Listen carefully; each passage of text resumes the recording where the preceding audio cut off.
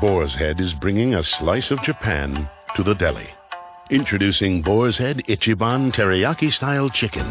Tender, slow-roasted chicken breast, coated in our signature teriyaki glaze, where ginger, garlic, and a hint of brown sugar meet for a flavor that's both sweet and savory.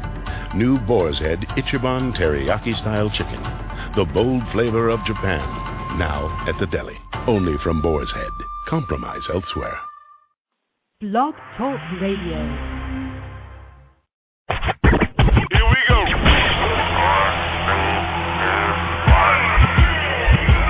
Blast off. This is True Capitalist Radio.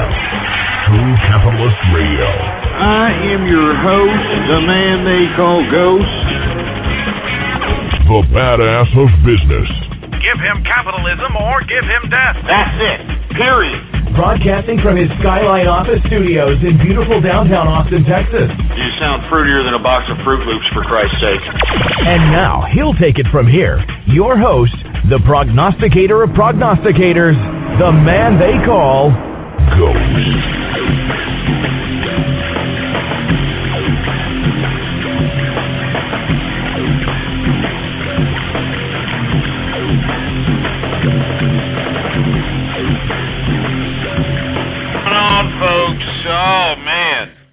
What's going on, folks? Thank you for tuning in with me for another edition of the True Capitalist Radio broadcast. And, of course, I am your host, the man they call Ghost. And, folks, I want to thank everybody for tuning in with me. This is episode number 52 for all the people that are keeping track with the True Capitalist Radio broadcast. And if you could please retweet the broadcast and spread it around like wildfire out there on all the social networks and all the good stuff. blogtalkradio.com/ghost is the name, or not the name, but it is the link to send them. If you could please spread it around like wildfire and let everybody know that we are in effect and in the house. It is Baller Friday, folks. Baller Friday in the place, and let me tell you something, folks, I'm feeling good. I've been doing fairly well. The market bulls have control of the equities markets, and let me tell you something, folks, it's been a great, at least week. After last week, we had a lot of losses, a lot of gains coming in, and it seems to me that we're having economic wars in the international community because of a lot of things transpiring. We're going to talk about that. We're going to talk about a lot of things, man. I'm looking at the agenda here. I'm looking at the description. I mean, look, good God, it looks like half a freaking novel. And to be completely honest with you, folks, it's Friday. You know, I'm living in Austin, Texas. Austin, Texas out here has a pretty loose lifestyle type of living, to say the least, man. So I've already had a few drinks. And the reason is because the market's been good, you know. When the market's good, you want to knock a few back. And, you know, after I leave the office here after the program, I'm going to go down to 6th Street, go have fruit drinks out there, see all the people out there. I want to thank everybody for tuning in with me. Let me tell you something, folks. There's a lot to talk about, and I'm sorry for listing a goddamn bunch of. There's just a bunch of stuff on the description, and I'm going to be completely honest with you. I don't know if I'm going to be able to get to all this stuff, man. Hey, let me tell you something. I've been sipping on the sauce for a little bit. It's Friday, man. You know what I'm saying? And for all the people that are sitting here criticizing me for sipping on the sauce, well, tough titty. You know what I'm saying? I mean, I'm sitting here. That's a beautiful part about being an individual income earner, whether it's through investments, whether it's through brick-mortar businesses, whether it's through whatever you do. You understand what I'm saying? You can actually drink while you work because you're the boss. Woo! Anyway, let me go ahead and crack open one of these. I don't even know what you call these anymore, but I'm going to crack open a beer here. Oh, yeah. And the reason I'm cracking open a beer, folks, is because, the markets have been good. The bulls have taken control of the markets, folks. It's been steady gains. If you have anything in the market, for Christ's sake, I mean, it's been beautiful. Unbelievably freaking beautiful. But let's go ahead and get right to the markets before I get any more intoxicated and forget about it. Anyway, the Dow Jones Industrials closed out today at 12,220.60, an increase of 50.03 points, a percentage increase of 0.41%. So we're continuing to see gains in the Dow Jones Industrial. A big increase, all around, within the last week. S&P 500 closed out today at 1,313.80. An increase of 4.14 points, a percentage increase of 0.32%. NASDAQ closed out today at 2,743.06, an increase of 6.64 points, a percentage increase of 0.24%. So, steady as we go. You know what I'm saying?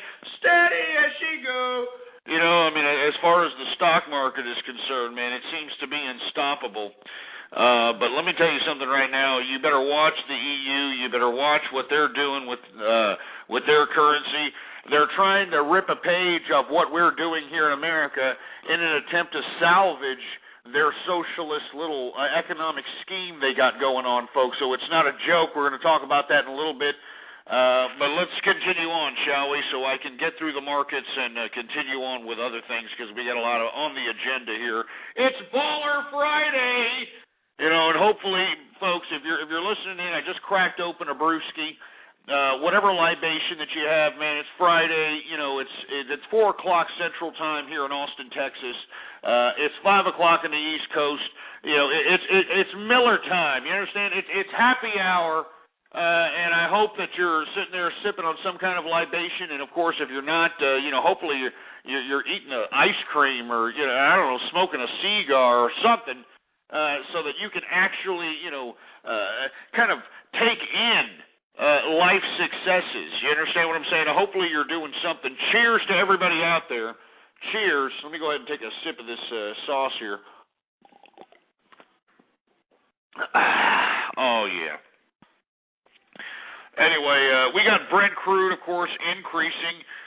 Not increasing too much, but still, there's some choppy waters in the oil markets, folks. I'm glad to see WTI sweet crude close out still at $105 a barrel, but we're going to get to that in a second. We're talking about Brent crude, which is the crude oil that's shipped out to Asia and Europe, which is refined into gasoline. Anyway, that barrel is up $115.94, an increase of 22 cents today, a percentage increase of 0.19%. Gas futures are going down. I hope this is a precedent set here at the gas pumps because I sure as hell don't see it. But gas oil futures are down $2.75. Heating oil futures are finally starting to take a slide after gradual increases. They're down 22 cents. Natural gas futures, man, what the hell's up with natural gas? Everybody seems to be having like a volatile hard-on for natural gas. It was up 17 cents today. An increase of 4.22%, man. Almost 4.5% increase. 4.25%, almost 4.5% increase on natural gas futures, for heaven's sake. Unbelievable. WTI sweet crude, which is the crude oil that's shipped here to North America and refined as gasoline, it's stabilizing, it seems, at $105 and change a barrel. It closed out exactly today at $105.65 a barrel of WTI sweet crude, an increase of 5 cents. It was really volatile today. It went down, up and down. Of course, that is because of the instability in the Middle East. We've been talking about that for the past several months, folks. And what have I been saying? What have I said since the beginning of all this Middle Eastern unrest? I've been saying that this was going to spread all over the region, and it was going to become a problem. Unfortunately, we had Japan and the unfortunate earthquake, tsunami, and then the nuclear situation that has ensued thus far. And because Japan is the third largest economy in the world, and it's taken such a hit, folks. I mean, it's just unbelievable what kind of a hit it's taken. The demand for oil should be somewhat loosened because they were the third largest consumer of oil. But of course, when Japan rebuilds, and of course, folks, we're going to talk about how they've got a new breach in the reactors. It's such a breach that now not only is radioactivity, and radioactivity means like uranium burned into the air. That's all that radioactive smog that you see in the air. I mean, according to reports, and of course I don't know who you can believe in these reports anymore because, like I've said, I think that the whole debacle here is just disgusting. You know what I mean? Seriously. Anyway, let me break it down to you like this. There is a breach in the nuclear reactors that's exposed plutonium, which is far more worse than uranium. Plutonium is this really high volatile substance that is supposed to be the core of these nuclear reactors, that is supposed to, cause all these reactions to develop energy so that they can supply Japan with all this energy that they consume. Well, now reports are coming out that we've got these rods that are exposed, that it's plutonium that is being exposed out here with these nuclear reactors, which is, a hell of a lot more dangerous than the radioactivity that's being it's being spotted all over the country. As far as Colorado, it's been talked about in the West Coast. I mean, it's getting ridiculous out here. Now you've got Japan saying that there's a breach in the system where it's going to expose plutonium into the atmosphere, folks. I mean, I've said time and time again, why can't we just do what we did on Chernobyl and just dump cement on all these reactors and cement and wet mud and encapsulate all these fumes that are going into the air and just, hey, look, if what's that, Tetco or whatever the corporate Japanese company that owns this reactor, if they take a loss, hey, tough titty, because it's affecting the international community, you ass clowns. Let me tell you something right now. We are being exposed out here to plutonium. It's being put out on the news. You can only speculate on whether or not if you can believe the government reports or the media reports. It's getting pretty scary out here, folks, to say the least. It's getting really freaking scary. But I don't want to hyper-sensationalize anybody. I just want to deliver what's out there. I want to let everybody know. Canola futures. Let's go to the agricultural commodities, and then we'll move on to those other subject matters. Canola futures are up $1.90, an increase of 0.33%. Cocoa futures, folks, let me tell you, I read a report that almost 1 million people are leaving the Ivory Coast. We've been talking about the Ivory Coast situation as it relates to the cocoa futures, because the cocoa, the good chunk of the cocoa production comes from the Ivory Coast. And as I've been saying for the past 2 or 3 months, that the Ivory Coast is having a unrest of its own because the people elected another leader to lead their country, and the leader that they unelected doesn't want to leave. And he hasn't wanted to leave, and, he's causing civil unrest, disorder, murderous, genocide. I mean, it's just an unbelievable debacle what's happening in the Ivory Coast situation, and this is what's driving and has been driving the cost of cocoa up the you-know-what, because it's just an unfortunate situation. It's disgusting, man. Anyway, cocoa futures are up after gradual decreases for the past couple of weeks. We've been seeing steady gains up there, though. It's up $39 today, an increase of 1.22%. Coffee futures are finally up, folks, after steady decreases. They're up $2.80 today, a percentage increase of 1.05%.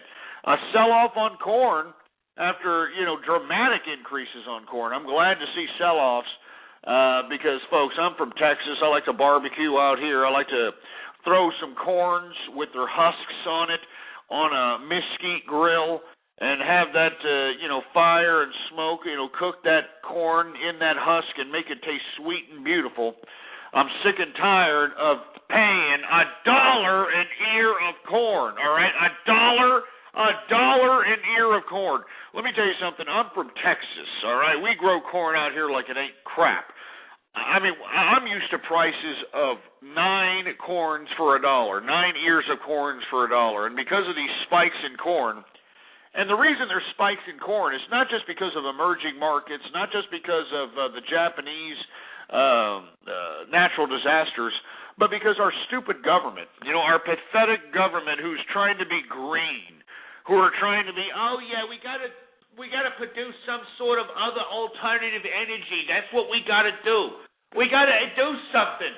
Well, not too long ago, several years ago, they decided to go ahead and subsidize this idea of turning corn into ethanol, and this ethanol into gasoline to gas our gas guzzlers, which is the most idiotic concept on the face of the planet, because what you're doing is, even though these leftists and all the Poe in America and all these ass clowns like to say that, oh, man, the government's good for me, baby, the government's getting me paid, baby, and all this other crap, in actuality, what they're doing with these subsidies for this corn ethanol, which is substituted under this green energy category, is they're burning food, literally. I mean, that's what they're doing. They're burning food.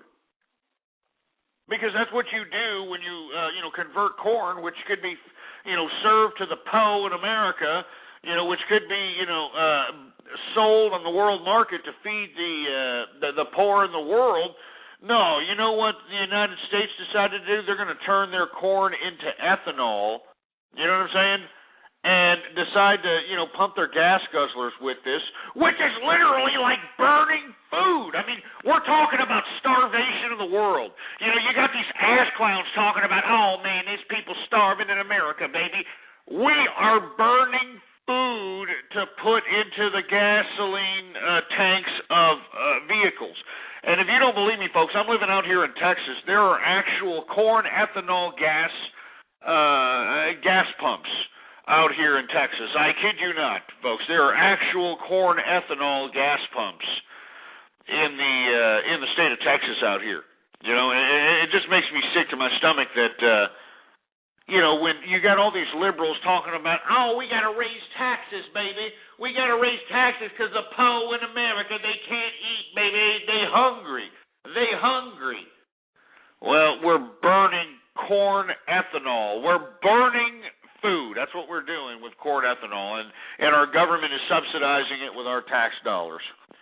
Anyway, cotton sold off today also, man, a dramatic sell-off in cotton, and I'm glad to see that because, the last thing we need is a traumatic, sustained increase in our threads, in our clothing, because that would suck, because then we would all be having to wear polyester or some kind of synthetic material and look like a bunch of jag-offs like they did in the 70s. I mean, hey, look. Why do you think that they sold polyester in the 70s? Why don't you look up the times? Do you think that it was cool? Yeah, look at me. I got my polyester suit, polyester barrel, do a little dance, make a little love. I mean, are you kidding me? I mean, why don't you look up the cotton prices back then? I'm just suggesting. Anyway, cotton prices are down today $4.33, a decreased percentage of 2.07%. All right?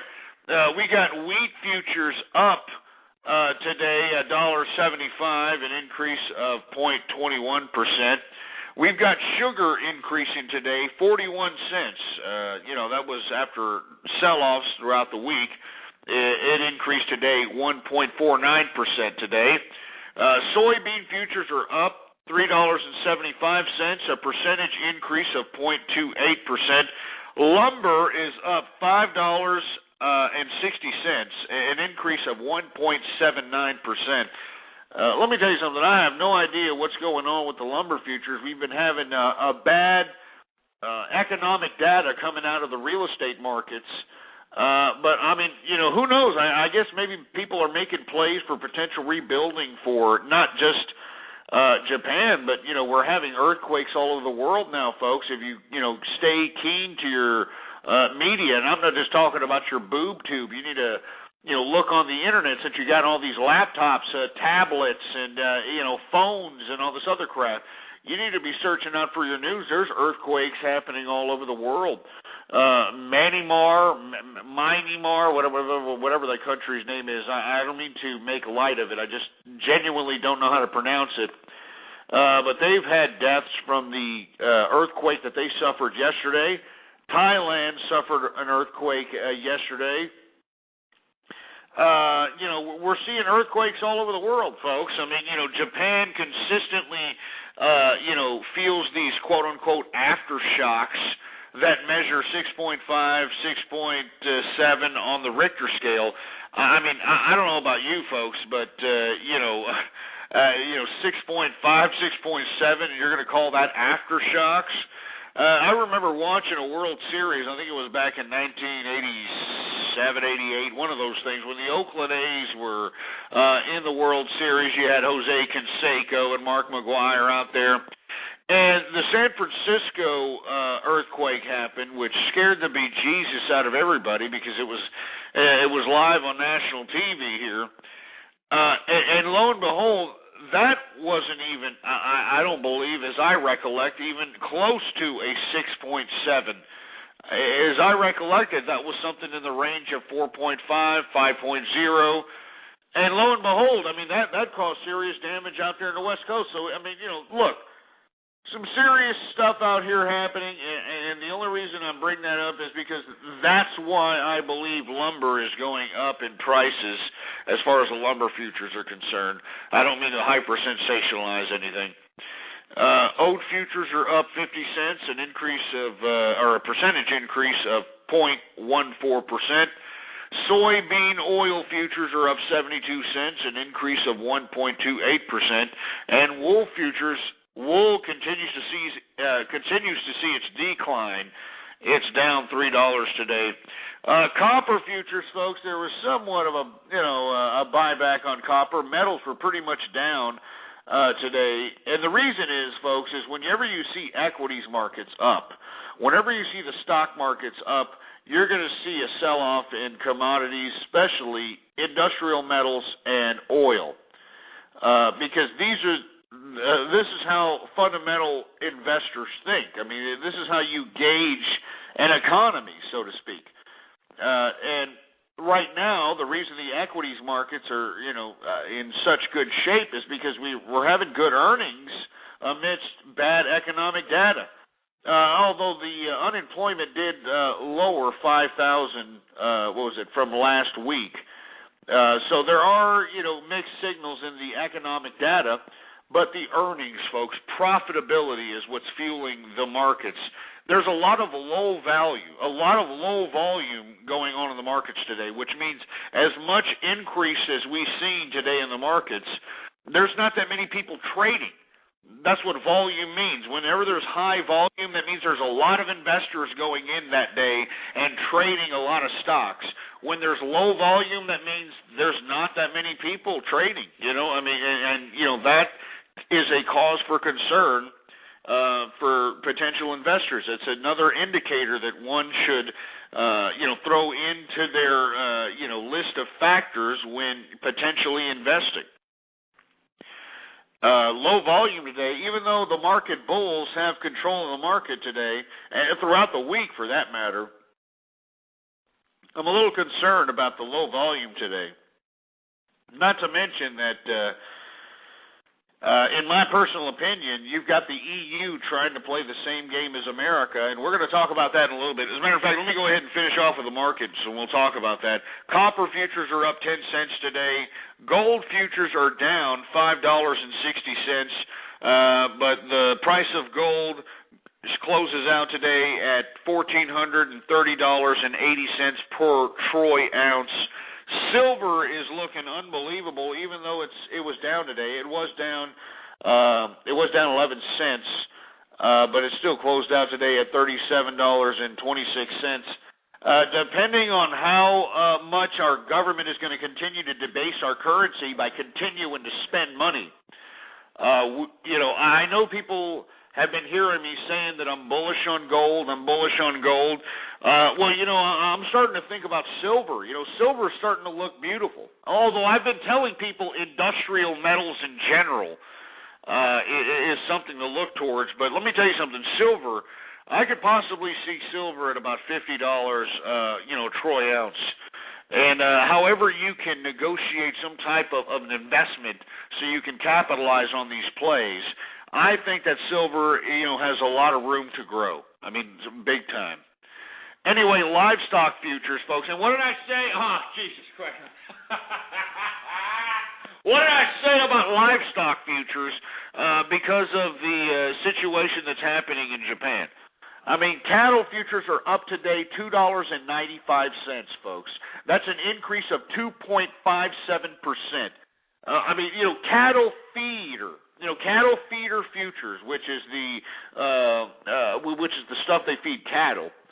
It's been gaining dramatically because of the increase in other commodities, because other commodities are components into cattle feeder futures. It was up also today at $2.87, an increase of 2.11%.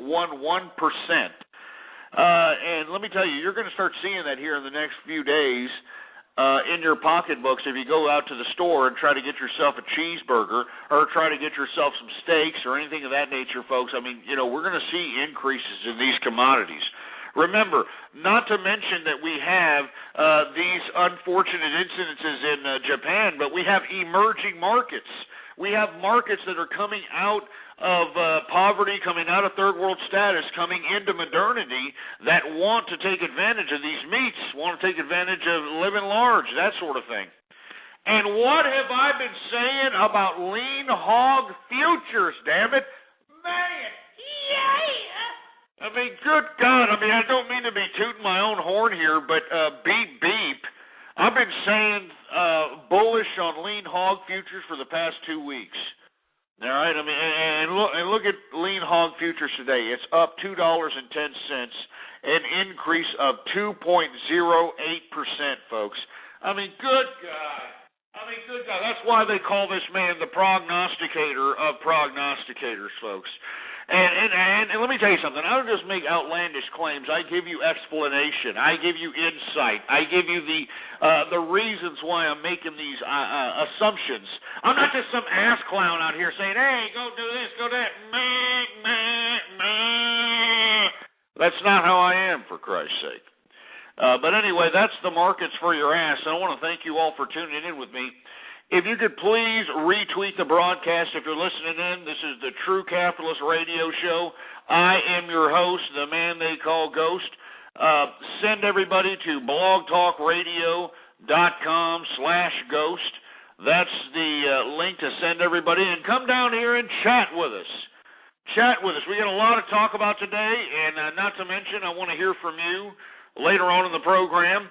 646-652-4869. This is Baller Friday, and you know what that means. It's just all about making sure that capitalists understand how to ball till they fall, how to be able to move their money, how to be able to make more money off their money so that they can live lavish, and they don't have to be like everybody else out here, begging Big Brother government for a loaf of bread or government cheese or anything of that nature. Anyway, it's such Baller Friday. Let me tell you something. It's such a good day. It's Friday. Yeah. It's Friday. Yeah. And I know all you people love Friday, right? All you people out there in internet land have been making a song about Friday. It's Friday. Yeah.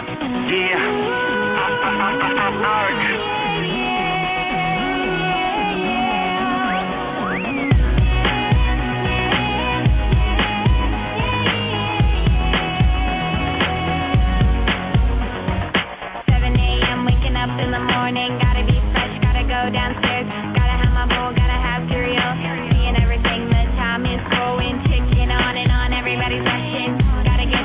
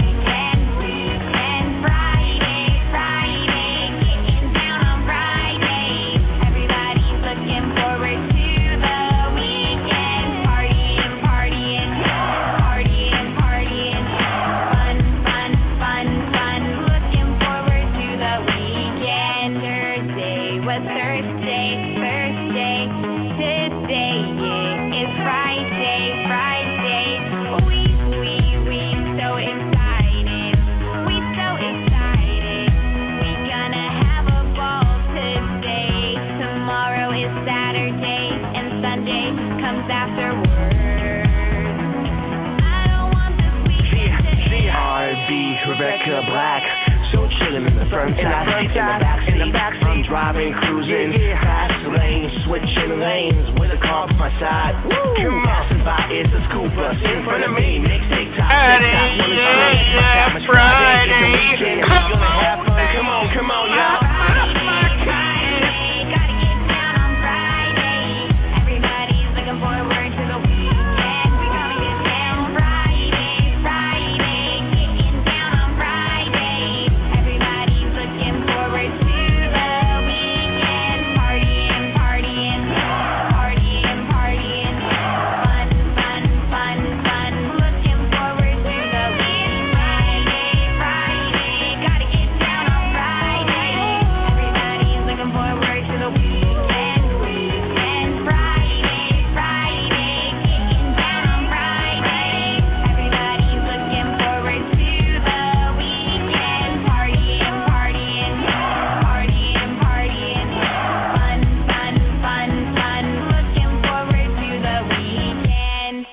You're listening to Ghost on True Capitalist Radio. True Capitalist Radio. All right, what's going on, man? That was a little bit by request there. You can't even believe how many people have been emailing me up saying, "Come on, man, play Rebecca Black Friday, come on, man." And let me tell you, I mean, just unbelievable the amount of emails. So anybody who disliked that song, I'm sorry. I mean, I'm not a big fan of that song either. But it is Baller Friday. You know what I'm saying? So anyway, I want to thank everybody for tuning in with me. It is Baller Friday. I have been sipping on the sauce, folks. So if you're wondering why I'm kind of a little a little strange or something, just go ahead and, take to the fact that I've been sipping on the sauce. I'm still sipping on it. Cheers, everybody. Cheers. Anyway, what I want to talk about next is we talked about the gains here in the equities markets. I want to talk about the EU summit that's happening. Believe it or not, the EU, the European Union, for all the folks that don't know what the EU is, they're having summit after summit because they're trying to salvage all the socialist countries that are going under their own socialism. I mean, they are going under. I mean, you don't even understand how bad they're going under. To the point where Portugal, and I've been telling people throughout the week to keep their eye on Portugal, now their government has quit because, we can't pass the austerity measures. So what is the EU doing? They keep meeting, they keep having these summits. Well, now they've agreed on something called a new anti-crisis measures package, whatever the hell that means. And to me, what that means is that they're looking at the United States, and they're looking at the fact that the United States is just continuing to, print money. And, I know there's a lot of people that blame the Federal Reserve, but we have to blame not only ourselves, but this despicable government that's in power today. That, folks, they have not even voted on a fiscal budget for the year 2011. They're just continuing to vote in extensions, which will be more expensive in the long run than actually having these dumbass, power-hungry autocrats in Washington agree to an actual budget. And you see, unfortunately, the masses of the American people are too, dumb, for a lack of a better term, to understand these types of complex issues. So that's why I am trying to relay what's going on out here in as plain English as I possibly can.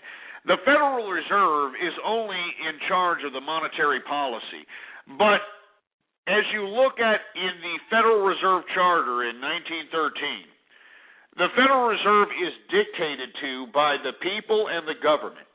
Well, if the government continues to spend money, the government continues to blow the American deficit into unbelievable proportions, if the government continues to, not cut the despicable debts that we continuously inherit each year, well, then the Federal Reserve they have no choice but to be able to figure out some economical, mechanical money situation to be able to remedy the amount of despicable, disgusting spending that's being done by our government.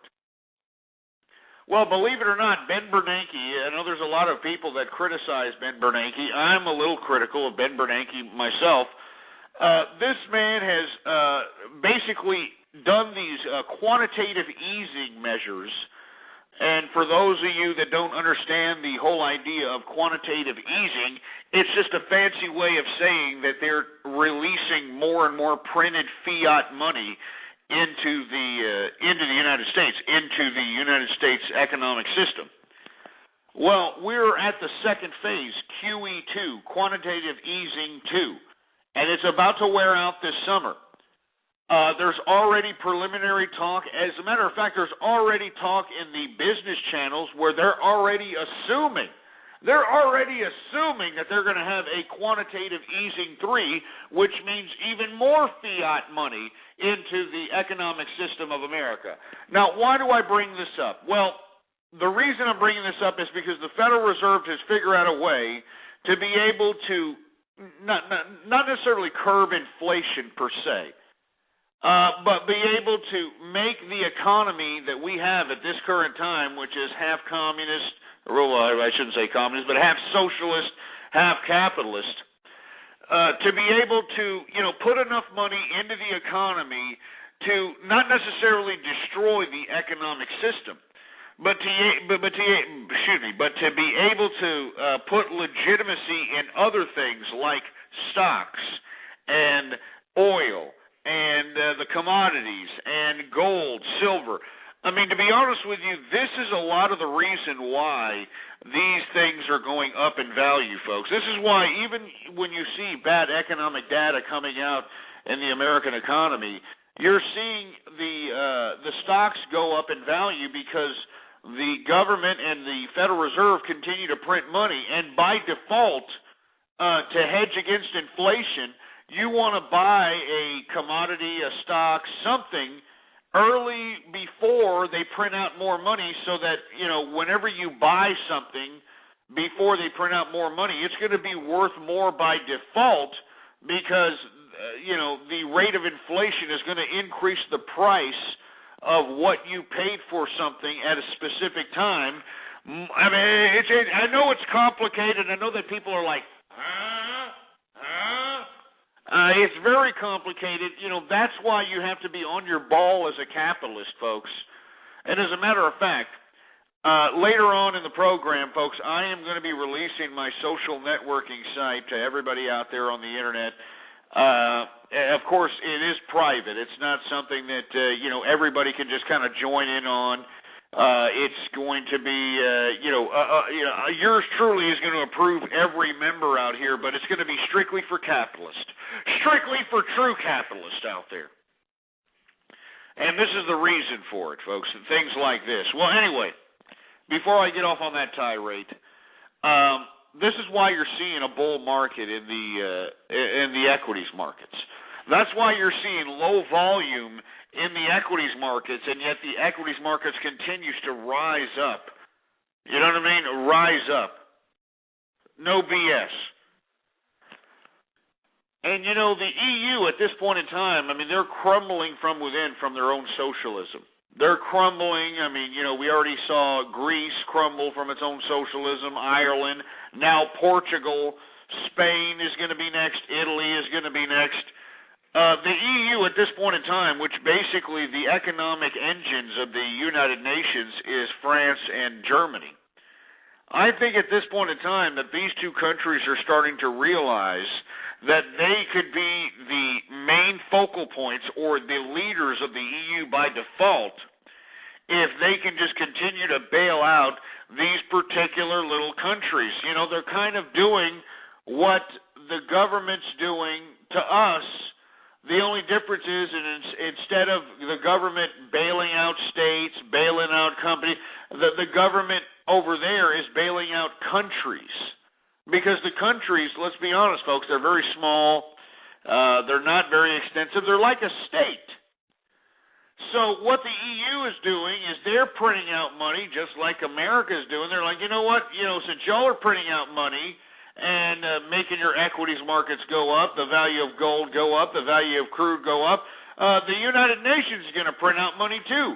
And this is why, you know what, folks, even though the EU is in the midst of a government collapse in Portugal, a domino effect happening in Spain and Italy, this is why you have the European markets continuing to have gains as much as the United States' equities markets has had gains. So take a look for yourself. Take a look at the European markets, no matter what market you're looking at. All European markets have been up throughout the week, even amidst this whole debacle with Portugal. Now, don't get me wrong, Portugal, Spain, they've taken some losses because Moody's has been, downgrading their credit rating. But let me explain to you like this, folks. We are having currency wars in the world today. Currency wars. And this is why you're having both sides, the United States and the European Union, continuing to spend money so that they can increase the values of certain commodities within their societies to make their economic systems look better than it is. Because to be completely honest with you, folks, cash isn't worth diddly, whether you're in Europe, whether you're in America. As a matter of fact, you're more safer putting that cash into something like silver, gold, stocks, ETFs, anything else, than keeping it in your pocket. Because the way that these governments are spending money, the way that the central banks in these countries are continuing to allow these governments to continue to spend money, it's unbelievably disgusting. It's disgusting. So we are having currency wars in the international community, folks. And if you don't believe me, why do you think, even amidst all this despair that's happening in the EU, the European Union, the stock market in the EU continues to go up? Somebody's in here saying, stocks? Are you kidding me? Yeah, I'm serious. Look. I know that people are bamboozling themselves into thinking, you know what, stocks are still a good play at this point. Look, Oracle today released its earnings, and for all those folks that don't know what Oracle is, well, then obviously you're not as much of an internet guru as you think you are. But Oracle is a software company, big-time software company, a name that's been around for a long period of time. Today, it said that it beat the street's estimates by I don't know how much. They increased their profit margin by 78%. 78% this quarter. Do you understand what I'm saying? I mean, that's what's fueling the markets up in here. There is still demand somewhere. You, as a capitalist, have to understand how the market works. And if you don't understand how the market works, well, then why don't you put your money into a commodity like gold, silver? And how do you do that? Let's say you don't know how to play the market. Go to a pawn shop. I know people think that they're too proud to go into a pawn shop because they see a bunch of drug addicts and losers and, pathetic, individuals at these locations. But the pawn shop sells their gold and sells their silver only at the markup price of their profit. They don't sell it at market price of the market. They sell it on how much they paid for it, and they mark it up for a profit. And if you've got cash in your pocket and you put it down on the table, you can actually negotiate yourself a hell of a deal and literally pay at least 40 or 50% below market value today if you go out there and accumulate gold out there in these pawn shops. I kid you not. And, for all you folks that don't know anything about the market, don't know anything about anything, accumulate gold, accumulate silver, put it in your safes. You wait about 2 or 3 years, you could be able to go out and liquidate this out there somewhere. You could find somebody who will be able to buy it at market value. It'll be it'll raise in so much value, it'll be like a stock. I kid you not. And why am I saying this?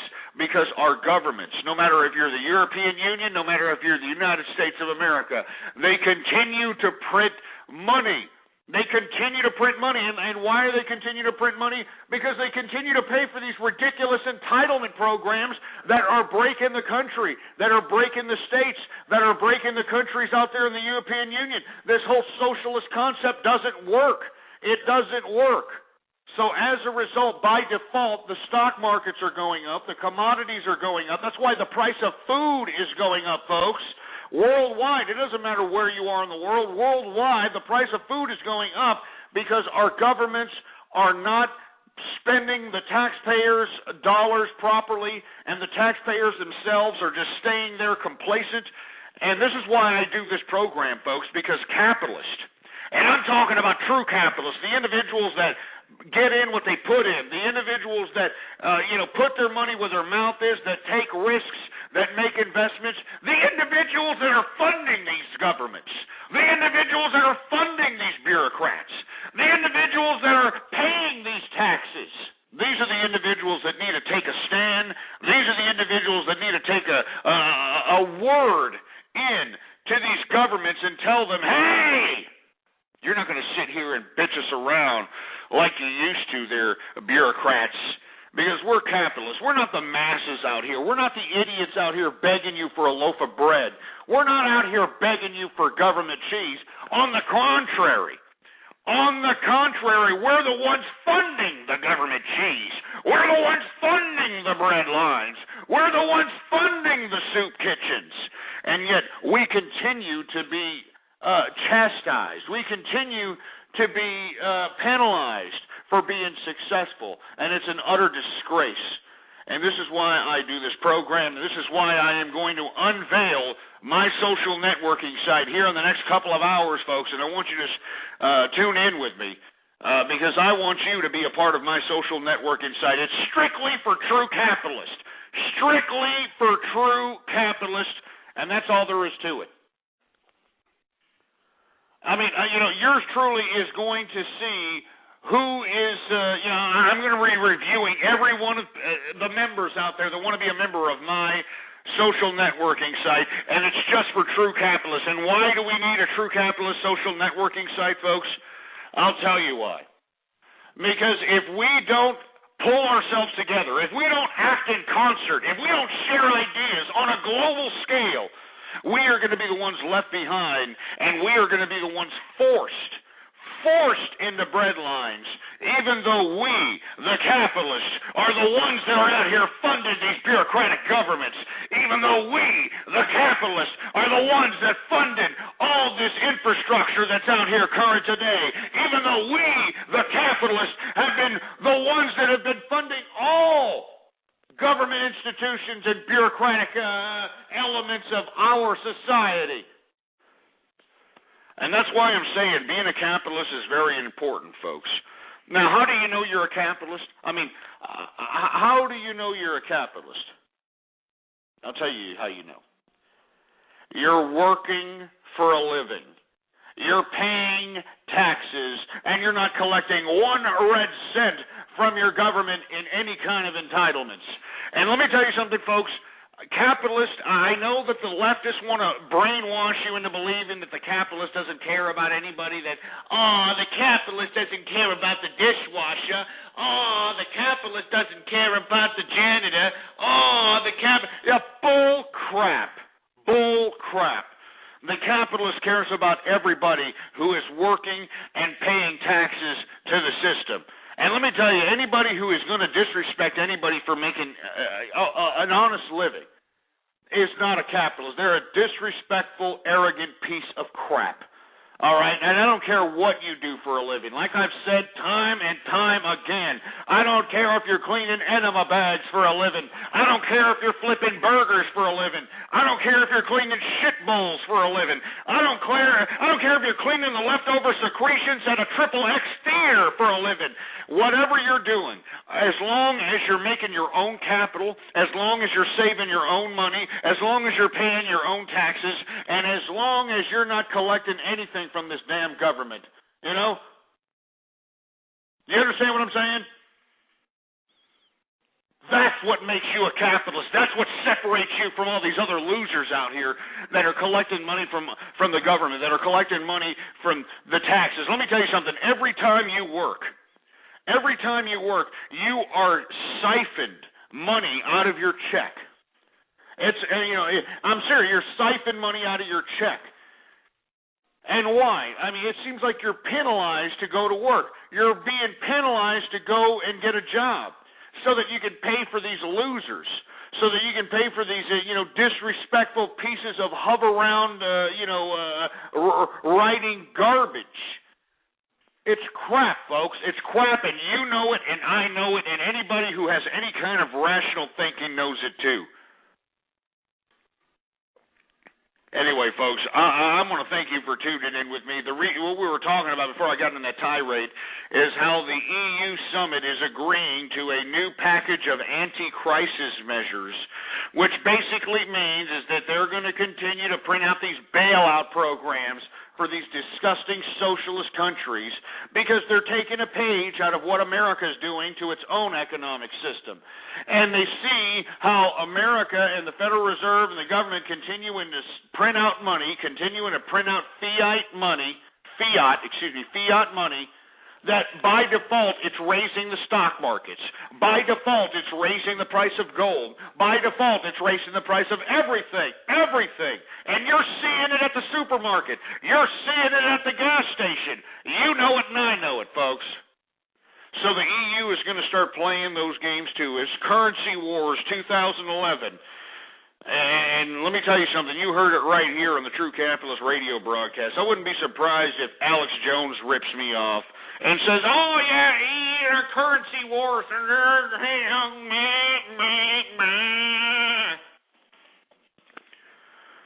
But that's exactly what we're seeing here.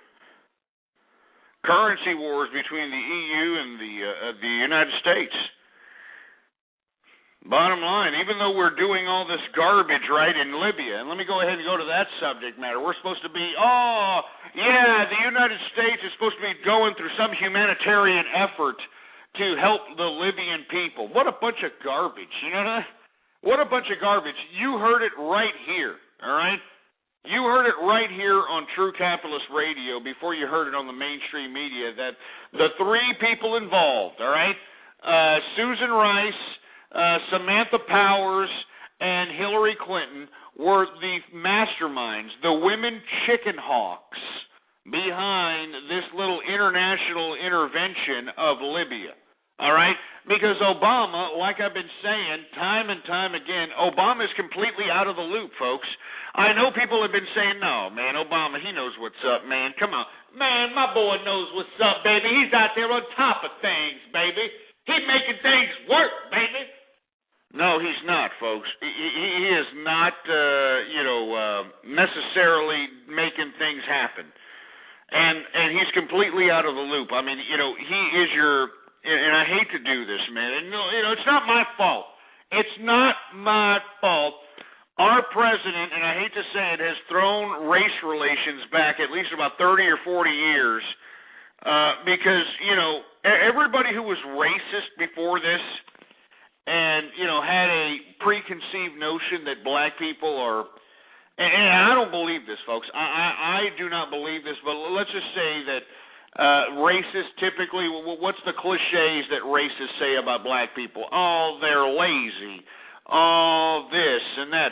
Well, I mean, I hate to say this about our president, even though I've made some money, in his presidency, and you know what, big props to that. But I'm sick and tired of our president being completely out of the loop. He's just going around making March Madness brackets, playing golf, going to South America, going to Martha's Vineyard, going to White Sox games, going to Chicago Bulls games, going to Washington Nationals games. I mean, and you don't believe me, go look it up for yourself if you think I'm a bunch of garbage. But, he's just completely out of the loop. He's letting all the bureaucrats in the government institutions take care of his job, and all he's doing is, getting the final thing at the end of the desk. He's like, all right, what do you want me to sign off on, baby? Hey, what you want me to sign off on, baby? All right, all right, we'll do that, baby. We can do that. And let me tell you, he's not doing anything, folks. He is completely out of the loop. And if you don't believe me, why don't you take a look at all the things that he said during the campaign? Remember that? Oh, we're going to end the war in Afghanistan. We're going to end the war in Iraq. We're never going to go to war without some valid reason and going to Congress. Oh, we're never going to do this. And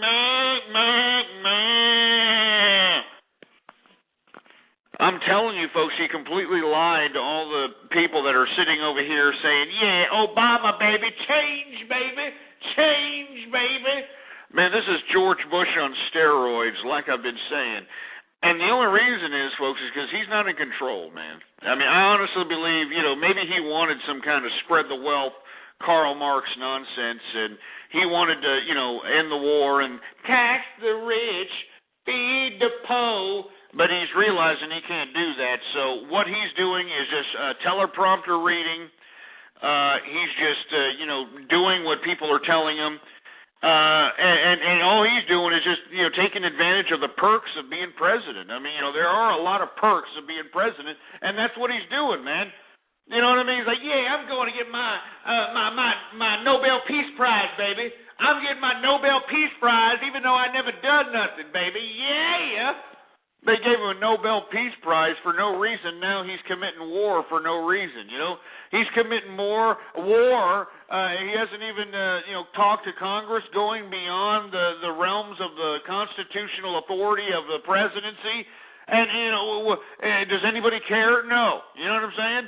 No. Nobody gives two rats' asses. Everybody's like, oh, Obama, he great, baby. He great. We got to go out there for humanitarian reason, baby. We got to go out there for humanitarian reasons. Are you kidding me, you piece of crap?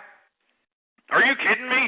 Let me tell you something, folks. In 2009, if you don't believe me, okay, I've got an archive of every show that I've ever done in my entire broadcasting internet career on blogtalkradio.com/ghost. And I was advocating in December of 2009 that the United States help the resistance of Iran. And let me tell you something, there is a legitimate resistance in Iran that is democratic, that wants capitalism, that doesn't want to be reigned over by some theocratic, disgusting, hypocritical government institution. And I called on the United States government to help the Iranian people through a clandestine operation. And did they do it? No. You know what happened? The Ayatollah and Ahmadinejad decided to just shoot these people down in the streets like they were a bunch of dogs, like they were insignificant, like they were not human. And what did we do as the United States? Nothing. Nothing. And you're going to sit here and try to sell me this garbage that we're going into Libya for some humanitarian situation? I mean, you got to be kidding me, you stupid piece of crap. Do you understand what I'm saying? You got to be kidding me. I mean, come on, Obama. I mean, you're literally slapping all the idiots, all the mesmerized morons, all the idiots that were crying their eyes out when you were elected president. You're basically cock-slapping them right in the mouth, and all you're doing is saying, yeah, baby, what you got to say about that, baby? Yeah. That's all you're doing. That's all you're doing. And let me tell you something, what makes me sick is that I don't care about the masses. You know what I'm saying? The American masses are a bunch of idiots. I am calling on all capitalists.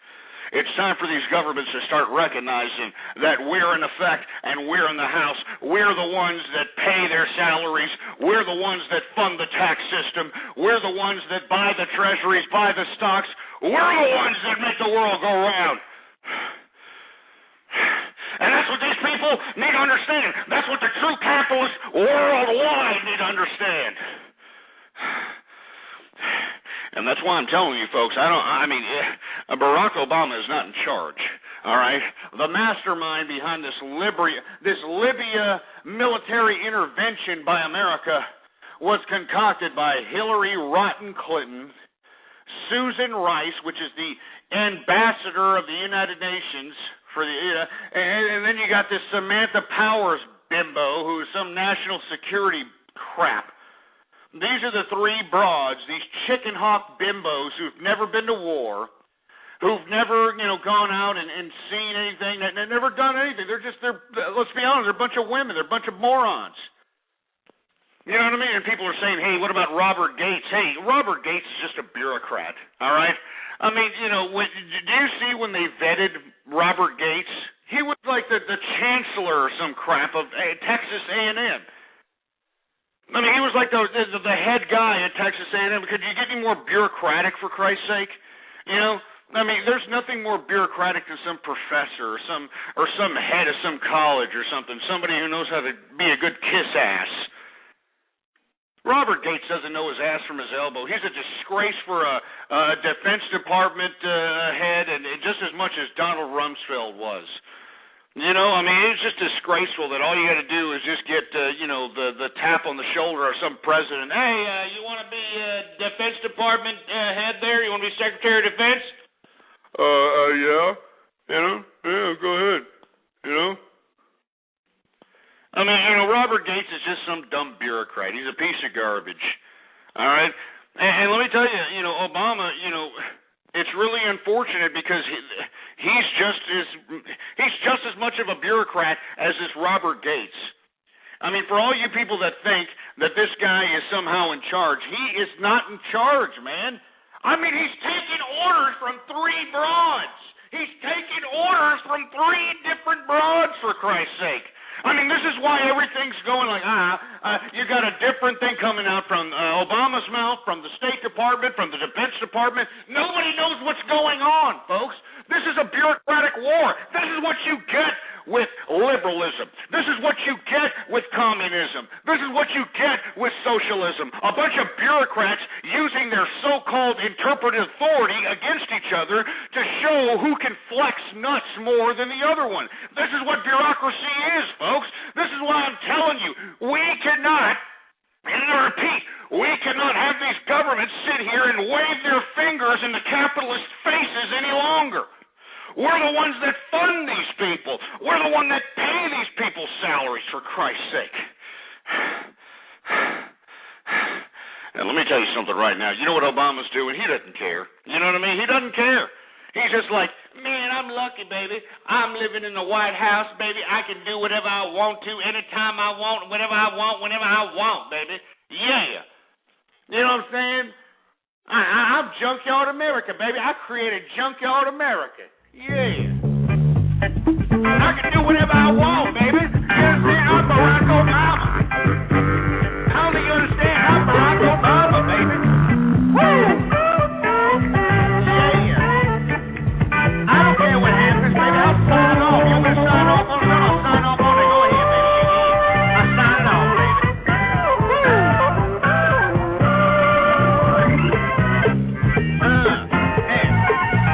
I'm Barack Obama, baby. I don't care, baby. I'm in the White House. You know what I'm saying? I'm getting all the perks, baby. I'm going over the country. I'm going worldwide, baby. I'm going worldwide. Barack Obama, baby. I'm president of the United States. How you like them apples, baby? Yeah. I mean, seriously, that's how he's acting like, for Christ's sake. If you don't believe me, why don't you take a look at his actions? I mean, look, today, folks, when, he arrived into the White House, let me tell you how much out of the loop Barack Obama is. Just to tell you, that he's not in charge, that people are telling him what to do, all right? He tried to go into the White House, and the door was locked. I kid you not, they locked him out of his own house. That just goes to show you what type of credibility this president has in this country, folks. Barack Obama has no credibility. The bureaucracy has taken control of the entire government. Barack Obama's just like, yeah, I just want to go to Brazil, baby.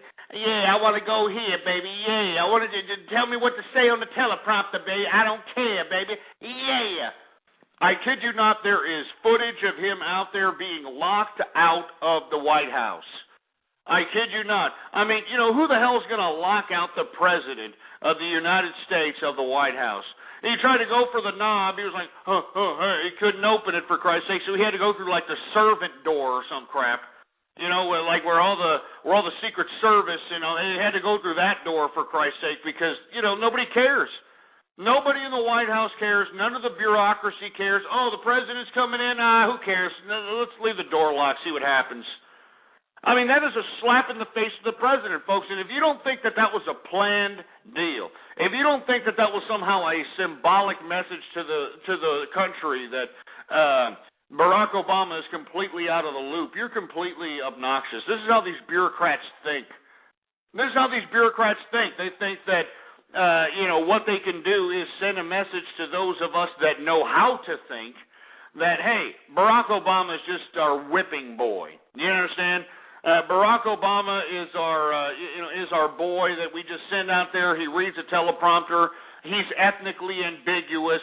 He keeps all the ethnic minorities in check while at the same time pacifying all the white liberals and all the youth to go out there and vote for his nice teeth or whatever the hell they voted for. And that's all there is to it. The bureaucrats inside the internal system have completely taken control of the government. And for you people that don't think so, well, then I'd like to hear from you right now. Give me a goddamn call if you don't believe me, all right? 646-652-4869 is the number to call. I want to hear from you, all right? Supposedly, Obama said when we first made these military so-called no-fly zone exercises in Libya, Barack Obama said that we were going to be there for a limited time, quote-unquote. Remember that? We're just doing this for a little bit. We're going to, hand over the responsibilities to NATO. Everything will be all right. Don't worry about it. But now, what did Barack Obama do? He did exactly the opposite of what he said he was going to do in the campaign. What did he do? He went to a third war. We are now in 3 wars, even though they don't want to officially call it that. We are now in 3 wars, and let me tell you, we don't even have control of this war. We're now taking shots from France and NATO and all these international bureaucratic institutions. Yeah, the United States is being the bitches of international institutions, for Christ's sake. I mean, welcome to America. Welcome to the new America. And you want to know why the United States is not taking the lead? It's because these 3 bimbos, Hillary Rotten Clinton, Susan Rice, and Samantha Powers, these bimbos decided that they were going to be chicken hawk mup divers and decided to send troops into this international intervention of Libya, claimed that it was some humanitarian effort, and lo and behold, put us in another quagmire so that we can inflame and infuriate the Islamic Middle Eastern situation and have us, the American people, look like the great Satan to the Islamic world. I mean, it's just disgusting, man. It's just disgusting. This is why I continue to say, folks, this is why I continue to say that capitalists need to be the exclusive party that vote in this country. If we continue to have the masses vote, if we continue to have the masses continue to make the decisions out here, we're going to continue to have these disgusting, despicable, power-hungry bureaucrats in Washington today that don't give a crap, that'll tell us one thing and do something else. How long do I think the exercise and military theater will go in Libya? Let me tell you something, folks. I am speculating, based upon this liberal regime, based upon the actions, miscommunications, the absolute struggle for power within this bureaucracy. I see this going on for a long time. I'm serious. I'm not joking. I mean, we should have been gone by now. Remember when Barack Obama said in the beginning of the week, we are going to hand over responsibility to NATO, and now that we handed over responsibility to NATO, what's happening? We're still there, and we're going to continue to be there. And what's the reports that came out today? Oh, the American presence is going to be longer than expected. Like it's no big deal. Like, it's just a bunch of young kids that went into the military. No big deal. You're damn right it's a big deal, because what kind of a national security threat was Libya? First of all. Second of all, there are a lot more humanitarian efforts that could have used the United States' might to overthrow more vicious dictatorships. You know what I'm saying? I mean, I'm not joking, for Christ's sake, man. And I know everybody's sitting here saying that, you're just going off keister. I'm not going off keister. I'm telling it how it is, you milky lickers. All right? This is disgusting. This, for the president to sit here and take us into another realm of combat, which is completely opposite from what he said in 2008. It's completely opposite from what he said in 2008. All these liberals that were crying when he was elected. Remember when he was elected? And, oh, man, change, baby. Change, baby. Well, now what? Where are these people at now? Are you all defending this, third war in Libya? Where are you? I want to call you liberals. I want to hear from you. 646-652-4869. All you Obama supporters. Any of you Hollywood assholes that said that Obama was going to change the world. I'm waiting for you. How about the Nobel Peace Prize ass clowns? Where the hell are you at, you Norwegian pieces of Nordic crap? Where the hell are you at when you gave this guy the Nobel Peace Prize? Now he's putting us into a third war without even letting Congress know. And you know what he did to bypass the legal ramifications of him not going to Congress? You know what Barack Obama did? When Congress decided to take a break, because that's what they're doing. They've been doing for the past week. They've been taking a break. He decided to go ahead and mail certain members of Congress to enlighten them on this so-called potential military intervention in Libya, knowing that the members of Congress that he mailed those little letters to were not going to get them because they were not in Congress at the time. They were in recess. They were taking a break. So it was in their inboxes in Washington, and yet nobody was there to receive it. So the president is justifying his war here in Libya by saying that, hey, I notified people in Congress. What are you talking about? I didn't just do this out of my own free will. I notified them. Look, it's documented. Just like some bureaucrat. Just like some sick, disgusting bureaucrat. He's like, yeah, I talked about it. I sent the Congress members some letters about this. They knew about it, and he didn't. And then when they tried to question him, where was he? He was in Brazil. And now all this garbage has transpired, and what has happened? Nothing. And then when he finally gets to the White House, he tries to go in. The door's locked. They locked the door on the president, folks. I want you to search for that. It is not a joke. It is a real video. It happened today. He comes home. He's out here going into the White House from the helicopter. He's trying to open the door. It's locked. Isn't this the president, man?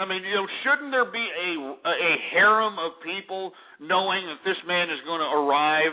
Don't they have closed circuit walkie-talkies, and they have they're all acting in concert with one another? Do you understand what I'm saying? No. You want to know what this was, folks? That right there, what you saw, was a blatant, vulgar display of power by somebody in the system, showing the world that Barack Obama is not in charge. He doesn't even have the key to the White House. I'm not joking, man. I'm not joking. I'm serious, man. I'm not joking. Please, if you don't believe me, why don't you do a video search for Obama, can't get into the White House or locked out of the White House or whatever the case might be. Look at it. The guy was locked out of his own house. You don't think that was a message from some bureaucrats from within? That was an obvious message, for Christ's sake. He's not in control. He's not in charge, man. Good God. I've got some people in here saying, well, we had to intervene. He was killing his own people. Well, okay, we'll make that argument. He was killing his own people, but now the international community is taking it upon himself to assassinate Muammar Gaddafi. And anybody who tries to tell us in our government that we're not doing it, well, then why are the French bombing his compounds? And it's not that I want to save Muammar Gaddafi's life, but, isn't this a part of some Geneva Convention and United Nations Charter and all this nonsense? This is why when wars happen, leaders aren't targeted for assassination because they're trying to, maintain some civility. amidst all this chaos, because when a leader is assassinated, that means that every leader throughout the world is open target, you know? That's why they made it abundantly clear in a lot of these press conferences, even the president said it, that Muammar Gaddafi was not targeted for assassination. But then once they started targeting him for assassination, once the French said, no, we're going to do it anyway, you're a motherfucker, you know, because that's what we do. We're the French. We're going to show that we got balls, finally. We got balls. All right? The French aren't pussies. We got balls. So once the French started targeting Muammar Gaddafi for assassination by bombing his compound, what did the people from Barack Obama to Hillary Clinton to the media start calling Gaddafi? They started calling him Colonel Gaddafi. Oh, yeah, I bet y'all didn't realize, I bet y'all didn't notice that, right? You know, they started, you know, in the beginning they were like, Muammar Gaddafi, Muammar Gaddafi, Muammar Gaddafi. But then once we started, or the French, for that matter, started targeting Muammar Gaddafi for assassination, and this is what's happening. They're bombing his compound. What are they calling him now? Colonel Gaddafi. Now, why is that important? Why is that important to call Muammar Colonel? Because you need to read the Geneva Conventions. You need to read all these stupid bureaucratic documents that, you know, is supposed to justify or bypass any of this activity. Do you understand that under the Geneva Conventions, if Muammar Gaddafi is a part of a military state that is against or that is a military belligerent, as it reads in the Geneva Conventions. You can read the Geneva Conventions for yourself. If he is a military belligerent, then he is targeted for assassination because he is directly involved in the military theater, just as the generals and colonels and captains, everybody who's in the military is targeted for assassination in conventional warfare. Like if two countries were going to go to war and the United Nations knew this, believe it or not, that's why the United States obliges so much, you know, war ethics, because these war ethics have been brought about by these international institutions like the United Nations, NATO, the Geneva Convention Agreement. This is why every time the United States goes into war, we're not brutal, you know, disgusting dictator. We're not out here doing all this nonsense because we're actually obliging the international institutions.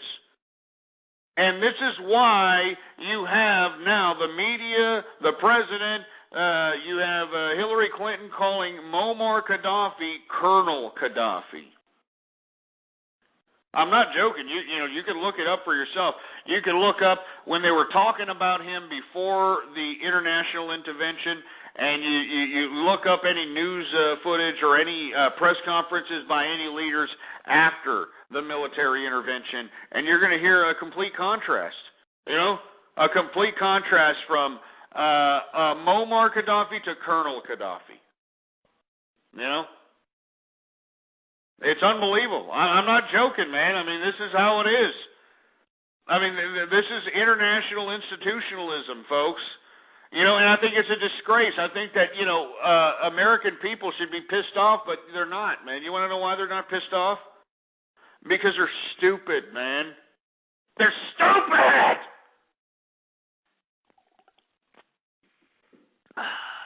Anyway, I took a drink of some beer there.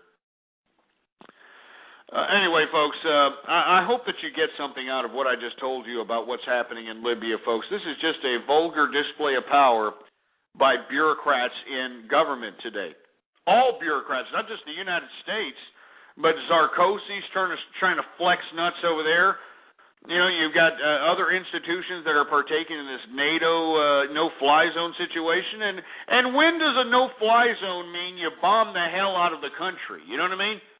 I mean, when does a no-fly zone mean you just bomb the hell out of Libya? Oh, we're going to implement a no-fly zone, and they're bombing the hell out of everybody. That's what I'm saying, folks. You know, you all need to get your, you need to get on the ball and start recognizing what these people are saying. You know, straight up, no BS.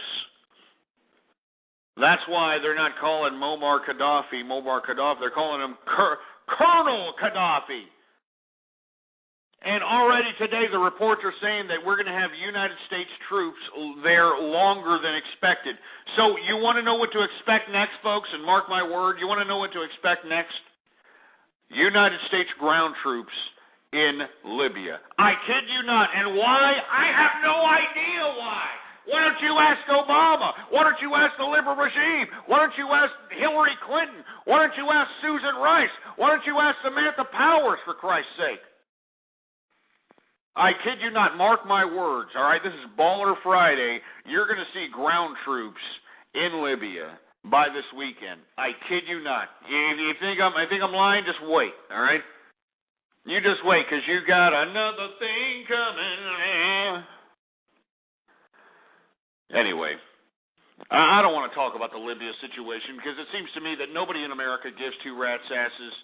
They don't care that, hey, you know, we're going to send more young people out to die. Who cares?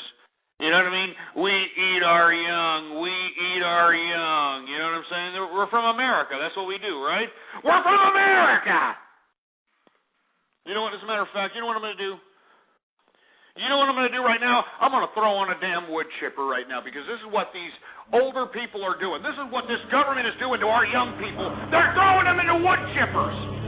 Throw on that wood chipper. That's what you're doing. Throw them into wood chippers.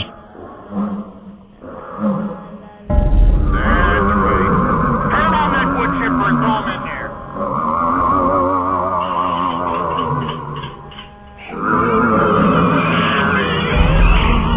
Your parents did this. Your parents did this to you.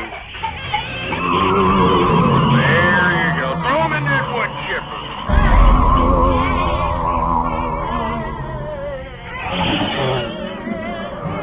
There you go. Your parents did this.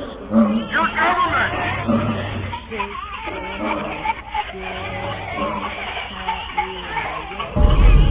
I know. There you go. Throw them into the wood chipper. That's what you're doing.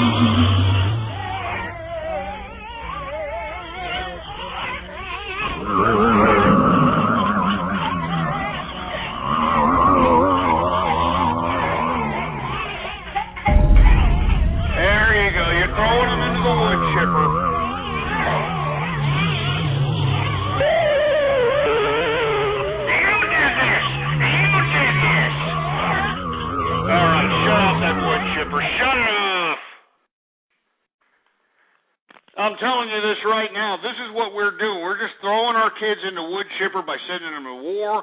We're throwing our kids into wood chippers by continuing this debt. And we're throwing our kids into wood chippers by exposing them to this sick, sadistic social landscape that we've created for them, for Christ's sake. We're throwing them into wood chippers. And if you idiots out there that are taking back, are like, oh, that's wrong, Goshi, and it's not right. Well, then give me a goddamn call. Get your fat ass up off your chair, all right? Get your fat cottage cheese ass off the chair and give me a goddamn call right now, you son of a bitch, all right? 646-652-4869 is the number to call, for Christ's sake. I want to hear from you. These people, that's what they're doing, for Christ's sake. These chicken hawk broads that are out here formulating this whole strategy for the Libyan no-fly zone, and nobody knows what the hell's going on. Why do you think that the French are taking the lead, for Christ's sake? Scumbags. I mean, these chicken hawk bimbos, Hillary Clinton, Susan Powers, and Susan Rice and Samantha Powers, whatever the stupid bimbos' names are. Obama is not in power, man. He does not care. All right, he doesn't care. Anyway, let me take a swig of this beer before I get off keister again here. Let me take a swig. Cheers to everybody out here. It's Baller Friday. It's Baller Friday. Cheers to everybody out there. I'm chugging some beer right out the can here. Oh, man, that's some good stuff right there, boy. Anyway, let me go ahead and move on to another subject matter because we got a lot on the agenda. We were alluding to this earlier. Japan is suspecting a major breach in one of their nuclear reactors. This is not, what we've heard before. This is something a little bit different. This is not uranium smoke going into the air. This is plutonium. This is plutonium going into the air and not only being released in the region of Japan, Tokyo, and not only in infecting those people, but folks, once again, we have the Pacific Ocean and the breezes blowing that into Hawaii, blowing that into the United States. And like I've said, we've already seen radioactive readings in California. We've seen radioactive readings in Colorado. We've seen, radioactivity in the air in a variety of places all across the country, folks. We are being afflicted by this as much as we want to sit here and say, oh, it's okay, don't worry about it. That's not true, folks. It's not true. And let me tell you, every time I think about this, every time I talk about this nuclear situation, I just want to keep boozing. As a matter of fact, I'm going to keep boozing right now. Excuse me. But seriously, man, these Japanese people have taken the trifecta of tragedy. And I feel for them, but at the same time, I'm starting to get a little bit antsy about the fact that these Japanese are not doing a goddamn thing about what's going on here in this little nuclear reactor. They could have rectified this a long time ago. They could have poured concrete. They could have poured wet mud on it to encapsulate all that smoke so that it wouldn't have gotten into the air. Now that we've got a major breach to the point where we got exposed plutonium being burned into the air, which is 100,000 times worse than what was being put into the air previous. Folks, everybody I'm not joking. You need to take precautions out here if you're going to, get any of that riffraff coming in or in that plutonium activity coming in from the Pacific, because that is not just radioactivity. That's plutonium. And I think that everybody needs to read about plutonium, what it is. It's not a joke. And what I don't understand is why can't these people just put some goddamn cement on this damn reactor? Why can't they put some goddamn mud on the reactor like they did in Chernobyl? They did this in Chernobyl, for Christ's sake. They could have done this weeks ago. Instead, they've been pussyfooting around with these reactors, and I think it's a disgrace, man. I think it's an utter disgrace that we're sitting here and allowing the Japanese government to not only bamboozle its own people, but to bamboozle us. And what really makes me sick is that, once again, these Japanese, they're $11 trillion in debt. $11 trillion. Mind you that America is almost $15 trillion in debt. So that goes to show you that Japanese, they have a lot of debt going on. Where did all that debt go? They tried to, subsidize a lot of their technological companies into innovating all these little gadgets that they are selling the international community. And what's really sucks and what's really sad is that they had subsidized a lot of these robotic projects. You remember. If you don't believe me, why don't you do a video search about, Japanese robots. And you actually have Japanese robots, playing violins, going up and down stairs, doing the Macarena, doing the cha-cha, whatever the hell they were doing. What I don't understand is, since we can't send people into these nuclear reactors, why can't you people send some goddamn robots in there to either cool down the reactor or put hoses on the centrifuge or whatever needs to be done? You've been subsidizing robotics for the past 25 years, and all you've been subsidizing robotics for is just to make a geisha. Robotic geisha. I'm serious. So why don't you take a look at Robotic Girl or Robotic Chick Japan? They actually have a robotic girl out here. This is what they're spending their money on. This is why I'm saying, folks, whenever you have governments intervening with private enterprise, whenever you have governments intervening with research and development, this is the kind of crap you have. You have a bunch of stagnant, subsidized scientists that are like, hey, man, it'd be cool. Like a robotic geisha. You know what I mean? They're paying us for it. Let's just go ahead and do it. That would never happen in private enterprise. Never happen in private enterprise. So let me tell you, I mean, it's getting hairy out here, folks, and let me tell you, I know there's a lot of people that are worried, that it's the end of the world, but man, I mean, I don't know. I mean, maybe so, and if that's the case, well then, you need to be a capitalist, and you need to live large. You need to live the best life you can while you still got it, if you honestly believe that this is the end. I know there's going to be a lot of turbulence. I mean, all these little natural disasters is telling us that there's going to be a lot of turbulence going on in the world today. So why don't you live lavish, become a capitalist? And let me tell you, in the third hour here, which is about 28 minutes away, I am going to unveil my social networking site to the world.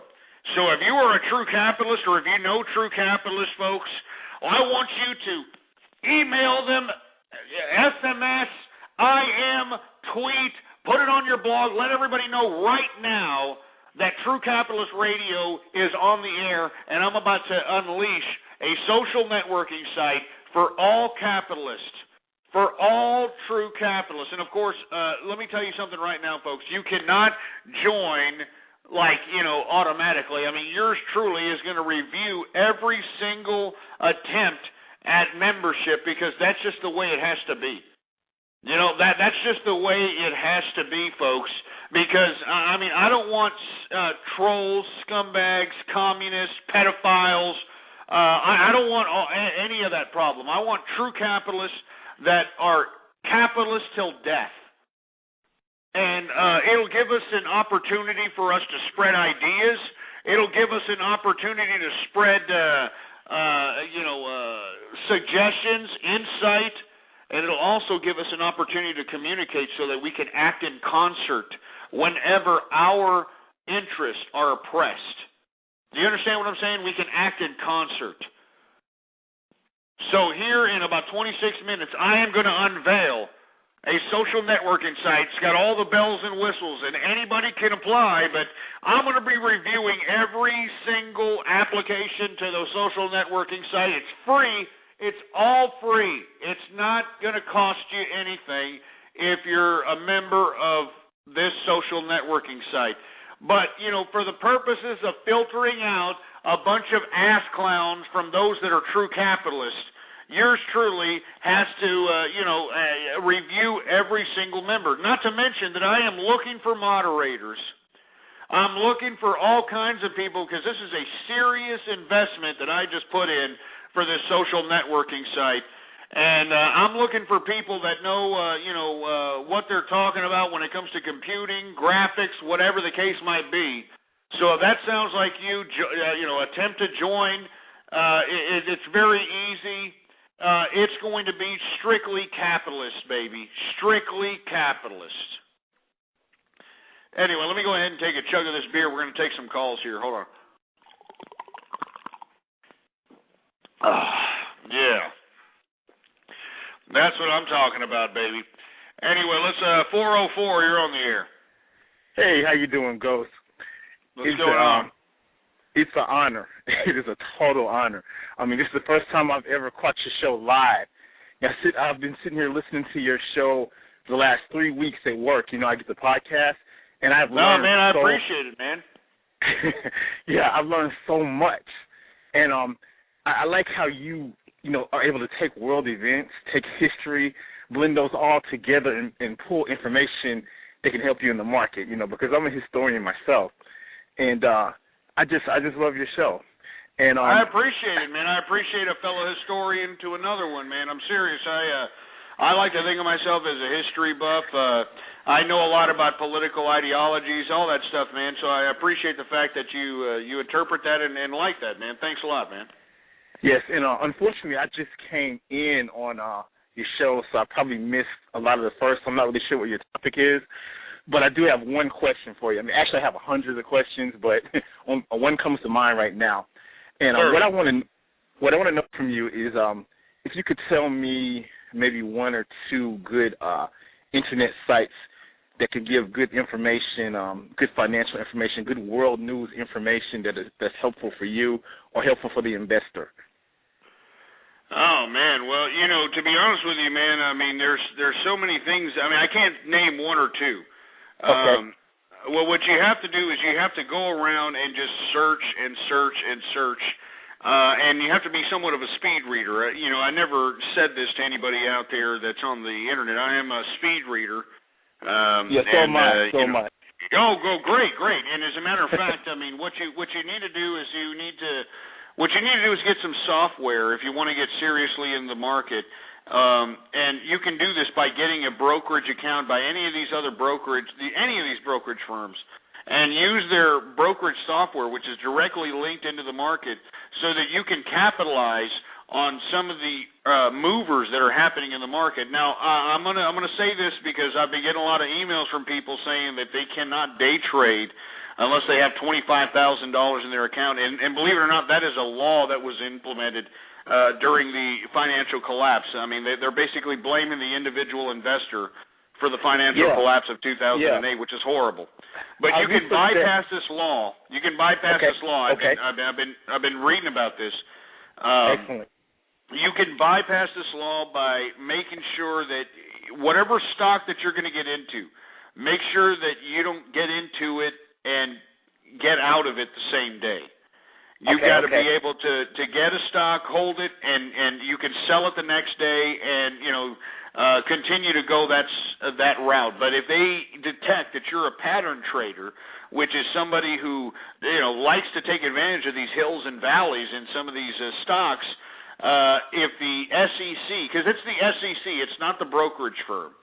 The SEC, gets all this data, and if they see that you're a pattern trader, they're going to force the brokerage firm to, make sure that you either come up with the remainder of $25,000 that you need to legally trade in the stock market as far as taking advantage of pattern trades, or they give you the first warning and you're not supposed to do it again. But in my personal opinion, I would look at and I hate to say this, but Yahoo Finance is a pretty good free resource. If you don't want to go into anything, if you want to trade with your bank, like let's say you have a pretty good bank that goes into the stock market, you can go into Yahoo Finance, and believe it or not, they're not real time, but they're almost real time.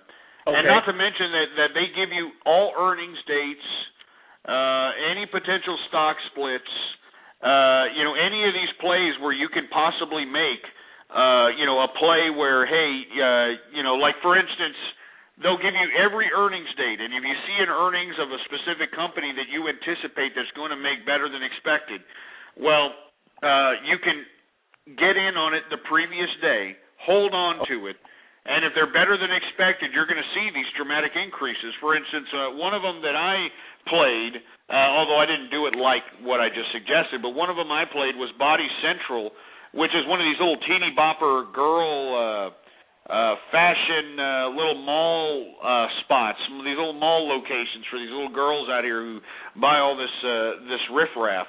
Well, it increased their earnings dramatically. I mean, the stock was up about $3 or $4 today, and I anticipated that in early morning trading.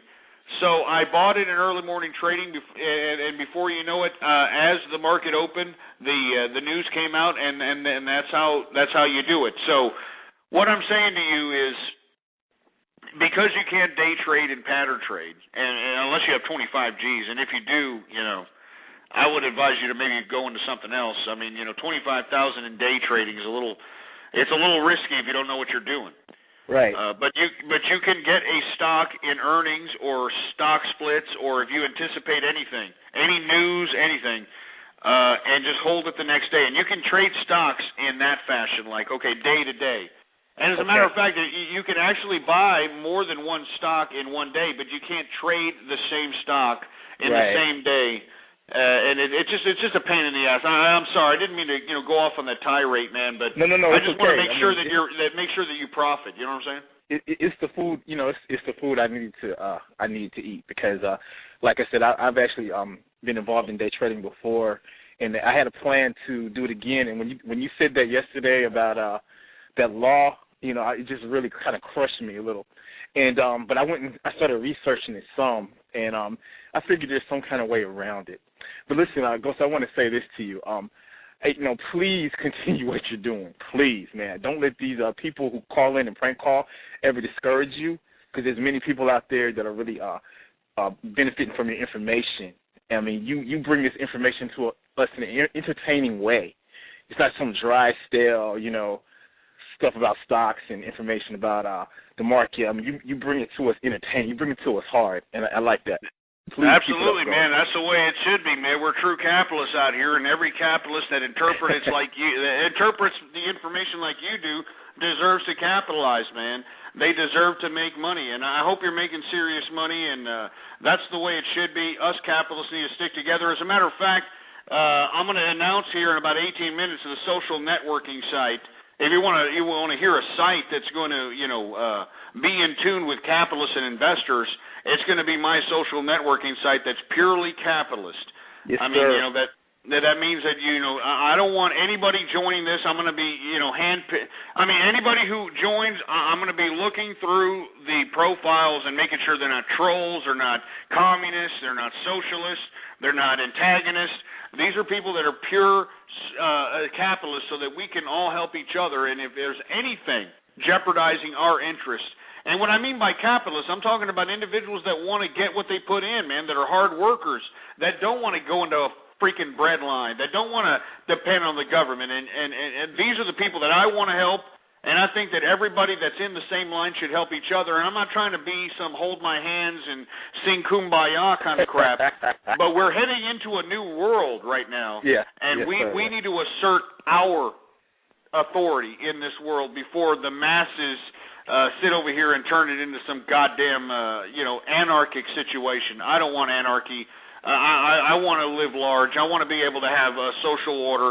I want to be able to, get what I put in, spend my money, do whatever it is that I want to do, and live a great life. I mean, that's what the basis of capitalism is living a great life, not having to worry about, because, look, life's going to throw you curveballs, man. People are going to die in your life that is going to make you sad. People are going to betray you in life and that's going to make you, heartfelt. People are going to backstab you. There's all kinds of obstacles you can think of in life.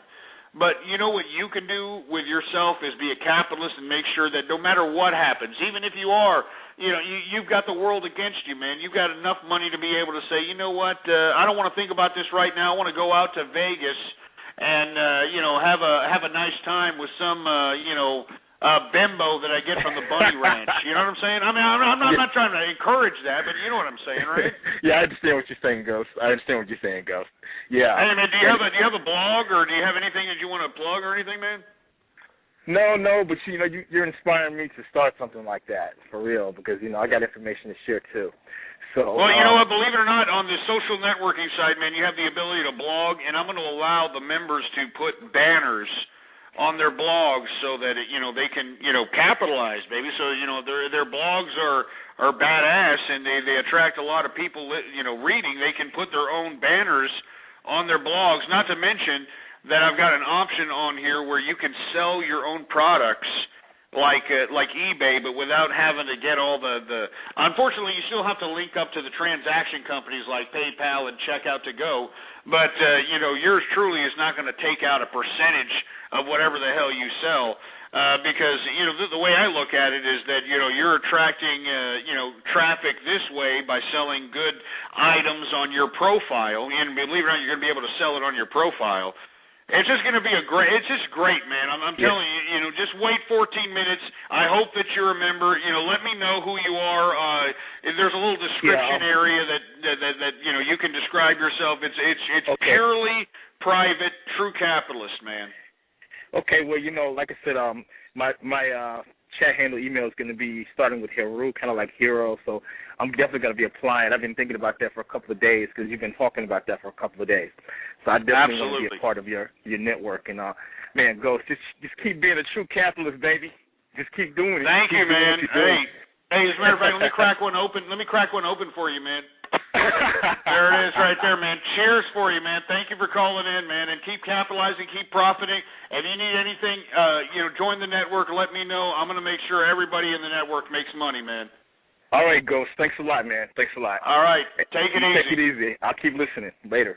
Thanks, bro. Oh, man. You're a great caller. This is what I'm talking about. This is what I live for right here, folks, because be honest with you, I mean, I don't really make money, much money. I do make money. You know, let me strike that from the record. I do make some money from this broadcast. Blog Talk Radio does supply me with some funds, but inevitably, I mean, I use this as a tax write-off, folks. I mean, you know, and if you know the tax code, if you know how to, start a corporation, I mean, believe me, if you don't know how to do it, just hire people to do it. They'll figure it out. But you gotta have money. That's the problem. You gotta have money, for Christ's sake. Anyway, folks, what the hell were we talking about, man? That was a great call, man. Thanks for calling up there, Haru. What were we talking? We were talking about Japan and how the major breach in one of the reactors is exposing plutonium. Exposing plutonium, which is a hell of a lot dangerous than the radioactivity that's been exposed in the air recently, which is a little concerning to me. It should be a little concerning to those that are living in Hawaii, that are living in California. So my heart goes out to you. I know that California is filled with a bunch of liberal leftist, long hairs, but they are Americans, and I know there's a lot of people in California that fought, a variety of different wars. There's veterans. There's a lot of good people probably still in California, and I don't want them to get hit up by this plutonium. You know what I'm saying? I don't want them to get hit up with all this stuff. So that's why I'm saying, if you're in the West Coast, get a Geiger meter, or really just be aware of what's going on. Is what I'm saying. Just be aware of what's going on. Anyway, I want to move on to how violence. We've been talking about Syria for the past 3 or 4 days. Violence continues to implement itself on Syria. Anti-government protesters are in the streets saying that we don't want any more of Assad's government. Assad is nothing more than some nepotistic, bureaucratic piece of garbage. And you've got individuals, anti-government protesters in the street of Syria continuing to protest. And let me tell you, they've been killing these protesters on a consistent basis for the past couple of days. They've been killing them. The first day was it 15? The next day it was about 5. Today it was another couple of dead protesters. I mean, they're killing these people in the streets, and yet the people just do not want. They don't want to hear it. They don't want to hear it. I mean, it's just unbelievable, man. I mean, I just, it amazes me how much uprising is happening in the Middle East, but at the same time, I anticipated this. Once the Egyptian revolution uprised itself, and all these Egyptian Jehudis decided to just go out and just be a bunch of, looting heathens, because that's what they were, man. They looted the businesses, they wrecked the businesses, they even molested and raped blonde, blue-eyed reporters that were out there covering their revolution. And I'm talking about Lara Logan. I feel sorry for Lara Logan, man. I mean, just imagine being out there trying to cover these Jehudis, little revolution out here, and, she's just fondled and raped by these disgusting, sweaty, smelly, disgusting, Jehudis. Just, I don't want to talk about it. Anyway. But the point is, folks, is that we have uprisings continuing in Syria. Syria is continuing with its anti-government protests, and the Syrian government continues to just kind of just shoot these people down in the streets like they were dogs, for Christ's sake. It's horrible. I mean, I don't know where all this is going, man. This is really going to hell in a handbasket. That's why I continue to drink, for Christ's sake. I mean, just because the world's going to hell in a handbasket, I mean, you got to keep on trucking. You know what I mean? You got to keep on making capital. You got to keep on making your life good. Because remember, you're in this realm too. You're in this reality as well. And you don't want your reality to be a bunch of BS and a drama and you don't want that, man. You want good times, baby. You understand what I'm saying? You want to be able to say, you know what, it may be the end of the world, it may not be the end of the world, but you know what? I'm going to keep capitalizing and I'm going to keep living large, baby. You know what's a good sitcom for people to be listening to? You know what a good sitcom. It's George Jefferson, The Jeffersons. You know, I mean, that should show everybody. I mean, the Jeffersons should have spread the point out to those that were watching it that you can actually achieve something with hard work. I mean, do y'all remember the song? We were moving on up to the east side. We finally got a piece of the pie. A beans all burn in the kitchen. A beans all burn on the grill. I mean, you remember that song, right? I mean, the purpose of that song is to let everybody know that no matter what ethnicity you are, no matter what socioeconomic status you are, no matter what mental capacity you are, if you have enough intuitive ideas, if you have enough motivation, if you have enough ambition, you can actually go out there and make some capital, baby, and make some money and live in the east side, the upper east side, baby. Woo! We finally got a piece of the pie. I mean, come on, baby. That's what I'm talking about, man. Anyway, let me go ahead and take a chug of this beer here. I'm sorry, man. I'm sorry. I'm a capitalist, baby. I love capitalism. I just love it. I'm sorry. I love it. But anyway, Syria, it's having its troubles. I didn't mean to get off on that tirade. I'm sorry. There's serious things going on in the world.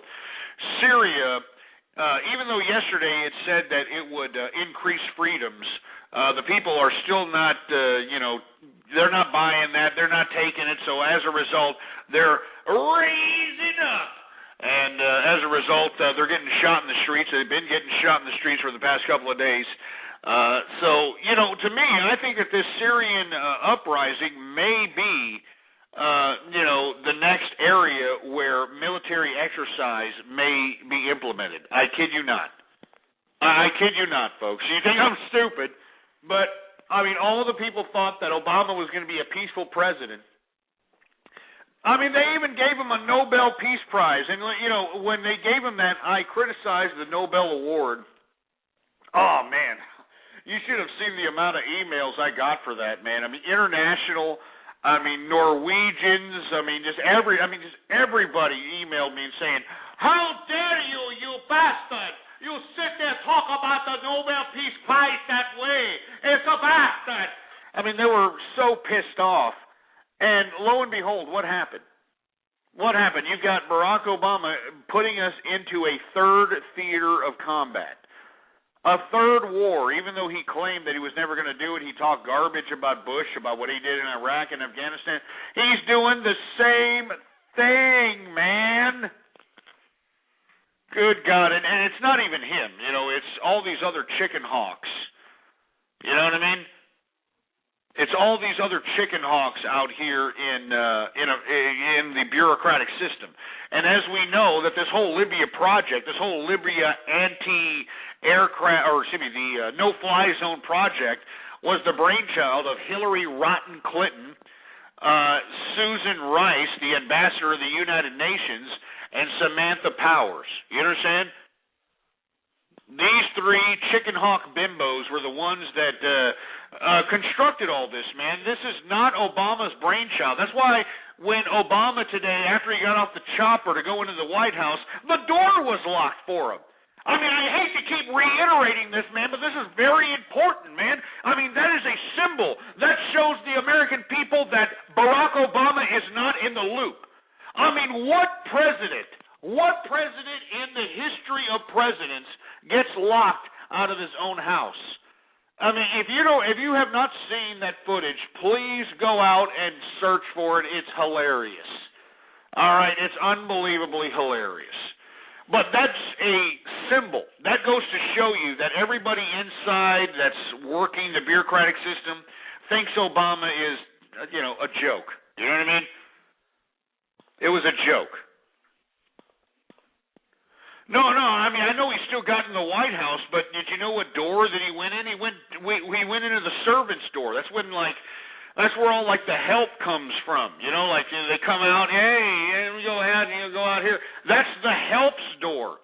That's why it was like a single door out there. It wasn't one of those nice French doors that leads right into the Oval Office.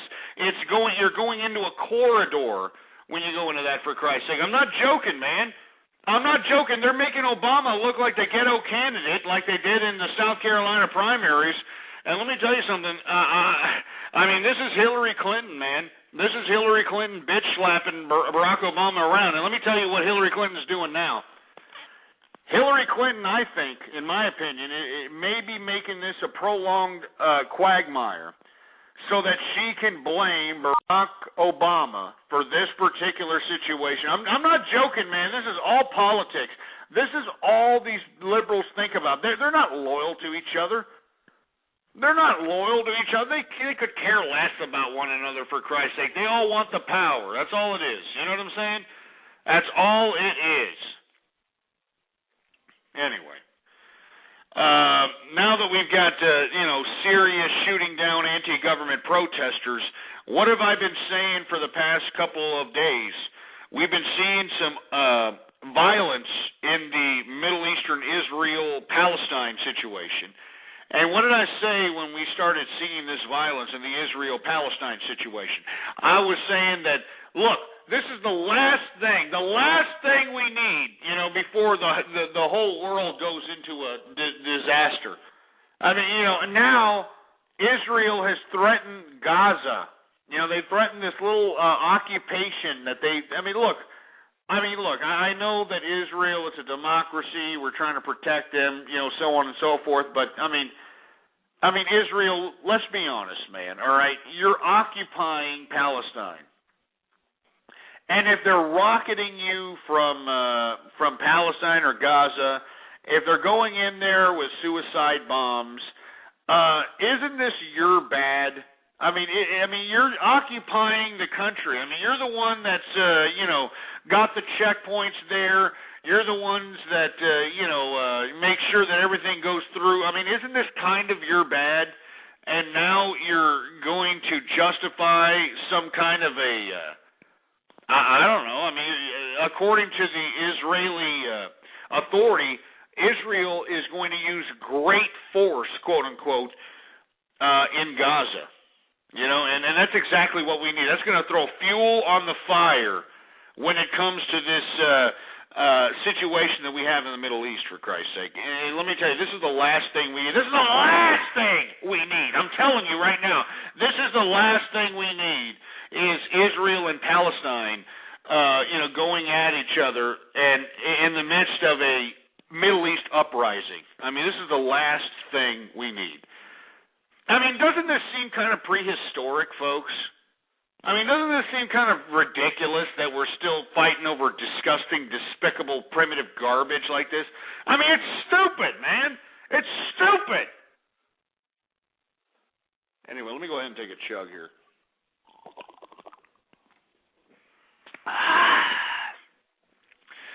Anyway, 646-652-4869. We got Goku in the house, man. What's going on, Goku? What's up, Ghost? Nothing much. What's happening with you? Hey, nothing much, man. How you doing, man? Hey, I'm doing good over here. How's Texas over there? No, man, Texas ain't bad. Are you kidding me, man? I mean, we're seeing some nice springtime weather over here. It's a great golfing weather. As a matter of fact, I'm thinking about playing golf this Sunday with a couple of chaps out here, and what we like to do is we like to take a golf cart. We like to take our golf clubs, well, actually a couple of golf carts. We put a couple of ice chests on our golf carts. You get lots of beer, and you drink while you're playing golf, man. It's a great feeling, man. I love playing golf while drinking. It's fun. It's funny. It's great. Hey, same.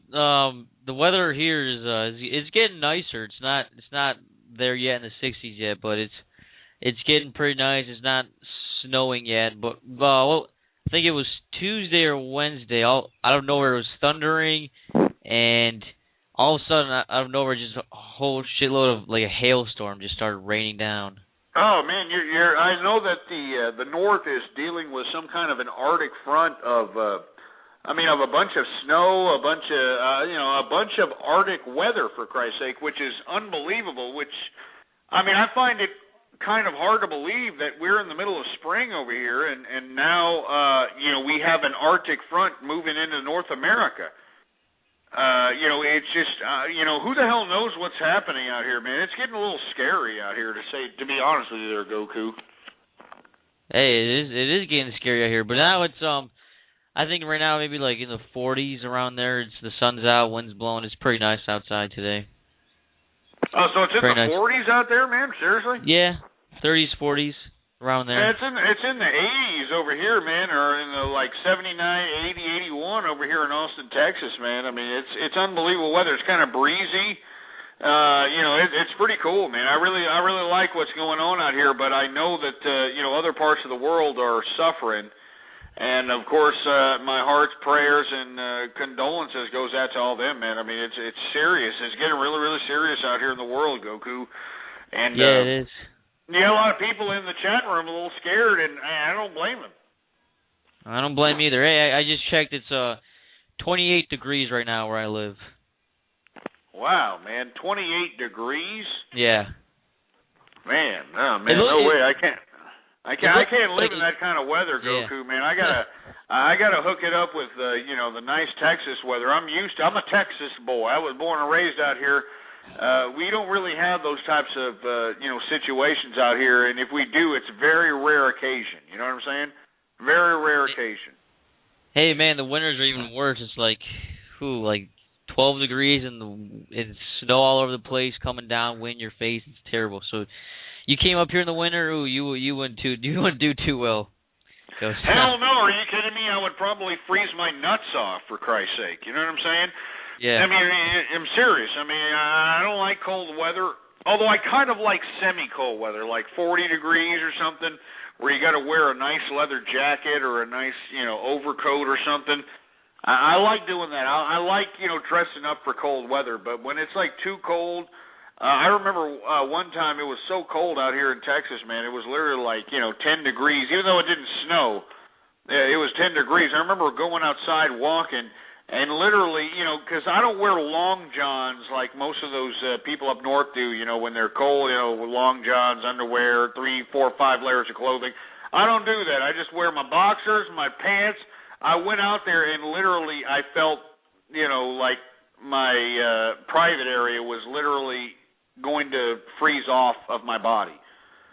You know what I'm saying? I'm not trying to be a sick little, twisted bastard here, but I just don't like cold weather, man. I much prefer the springtime. I much prefer Texas weather. You know what I'm saying? Yeah, I know what you're saying. Hey, but I've been up here for 10 years, so I'm used to it, though. Just like you're used to the hot weather down there in Texas. You've been out there for about 10 years? Yeah, when I moved from Europe in '99, I've been out here since like 2000. Yeah, we get a lot of visitors out here in Austin, Texas, man, and especially visitors from up north, and they don't like it. They don't like it when they feel the heat out here in Texas. It's real humid. It's not dry heat. It's humid heat out here. It's kind of humid. Even though there's some breezes coming in, it's a little humid. And these people start pissing and moaning like, I can't take it. And they can't take it. You know what I'm saying? Yeah, I don't get why. I'd rather have it be hot than cold. You know what I'm saying? Yeah, no kidding, man. Yeah. Yeah, I hear you. Yeah, I hear you too. Oh, man. I'm getting ready to hear the unveiling of your new social network. You know what? Let me go ahead and put you on hold, Goku. I'm gonna announce it here right now. How about that? Thanks for reminding me. I forgot about it. I'm sitting here drinking. And I've been drinking for a long period of time here, so I'm kind of off keister for a little bit. But thank you for reminding me. Let's go ahead and unveil that, shall we?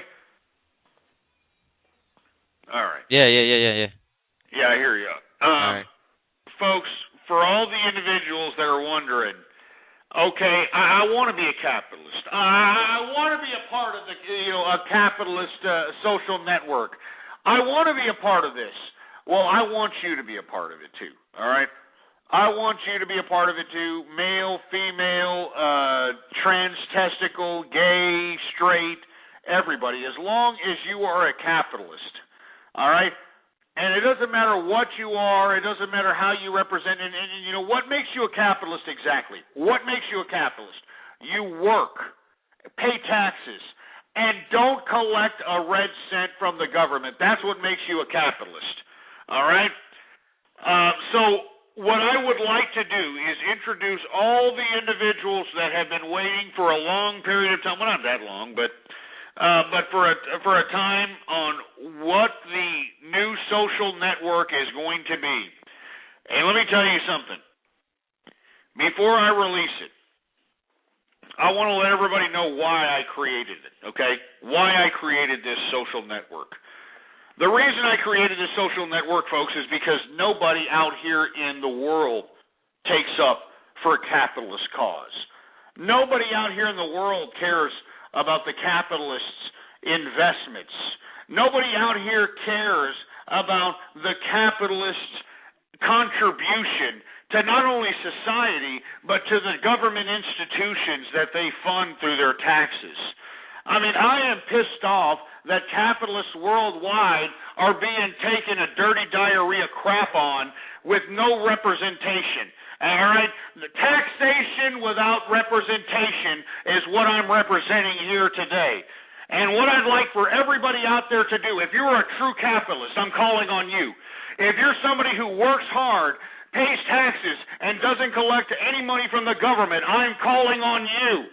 If you know people that are in the same situation, that work hard, pay taxes, and don't collect from the government, I'm calling on them too. I want you to spread this link around like wildfire, okay, folks?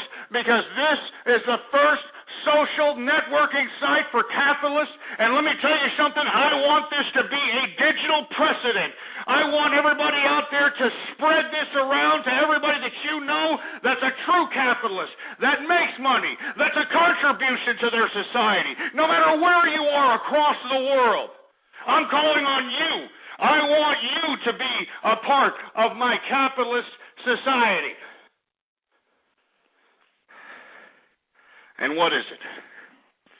What is it exactly? I'm talking about I want you to be a part of the capitalist army. That's right, capitalistarmy.com. Capitalistarmy.com is the new website, is the new social network for all the capitalists worldwide, so we can implement ourselves in a global scale, so we can assert our authority and let everybody know that we're the ones that control this world. We're the ones that fund this government. We're the ones that fund all these damn government entitlements. And we want a little bit of respect around here. Don't you understand that? We want a little respect around here, for Christ's sake.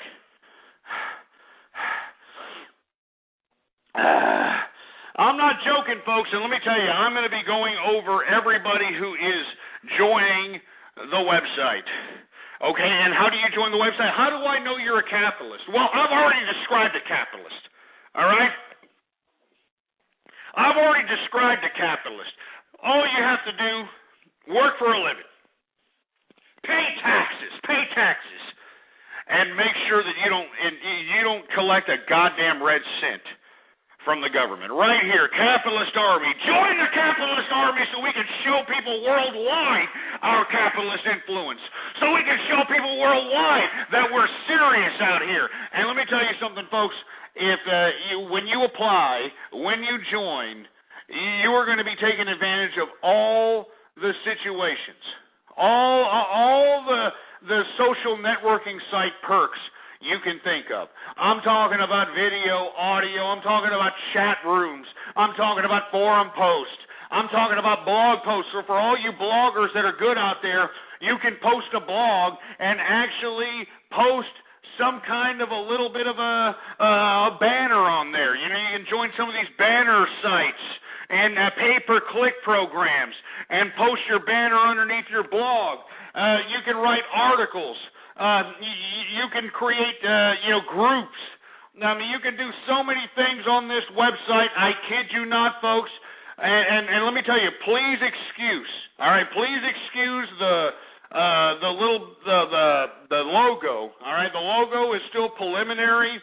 We're still working out the kinks, and not to mention that the Facebook entry, we're still working on the Facebook entry. So if you happen to have a Facebook little account, you cannot log in to our website with the Facebook account. We're still trying to work out the kinks with Mark Zuckerberg and see if we can at least have people that are have Facebook accounts to be able to log into our social network, and that is a big pain in the ass. So please just join in. It's a great website to join. Just tell me why you're a capitalist. That's basically it in that little area. You know what I mean? In that little area, I mean, what can I say? And people are saying the banners are kind of tacky. Well, you know what? Why don't you pay for this crap?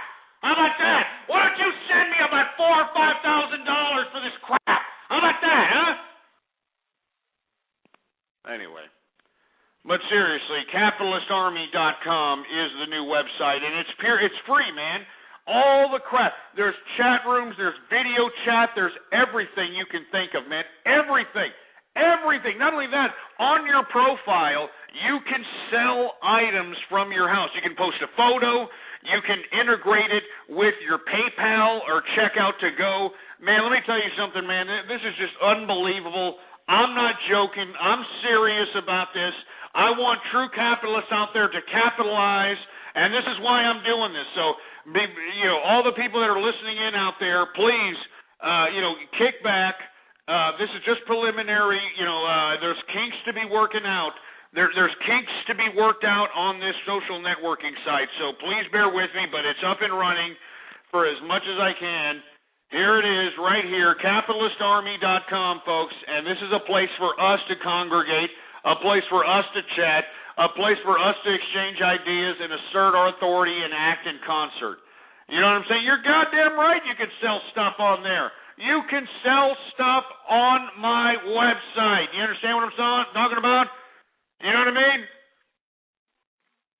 I'm not joking. You can sell crap. And you can integrate your paper. I mean, it's beautiful, man. I'm telling you. I can't believe, what I've been able to accomplish here. I'm not joking, and this is for all the capitalists out there. And believe me, we are looking for people to help with the website.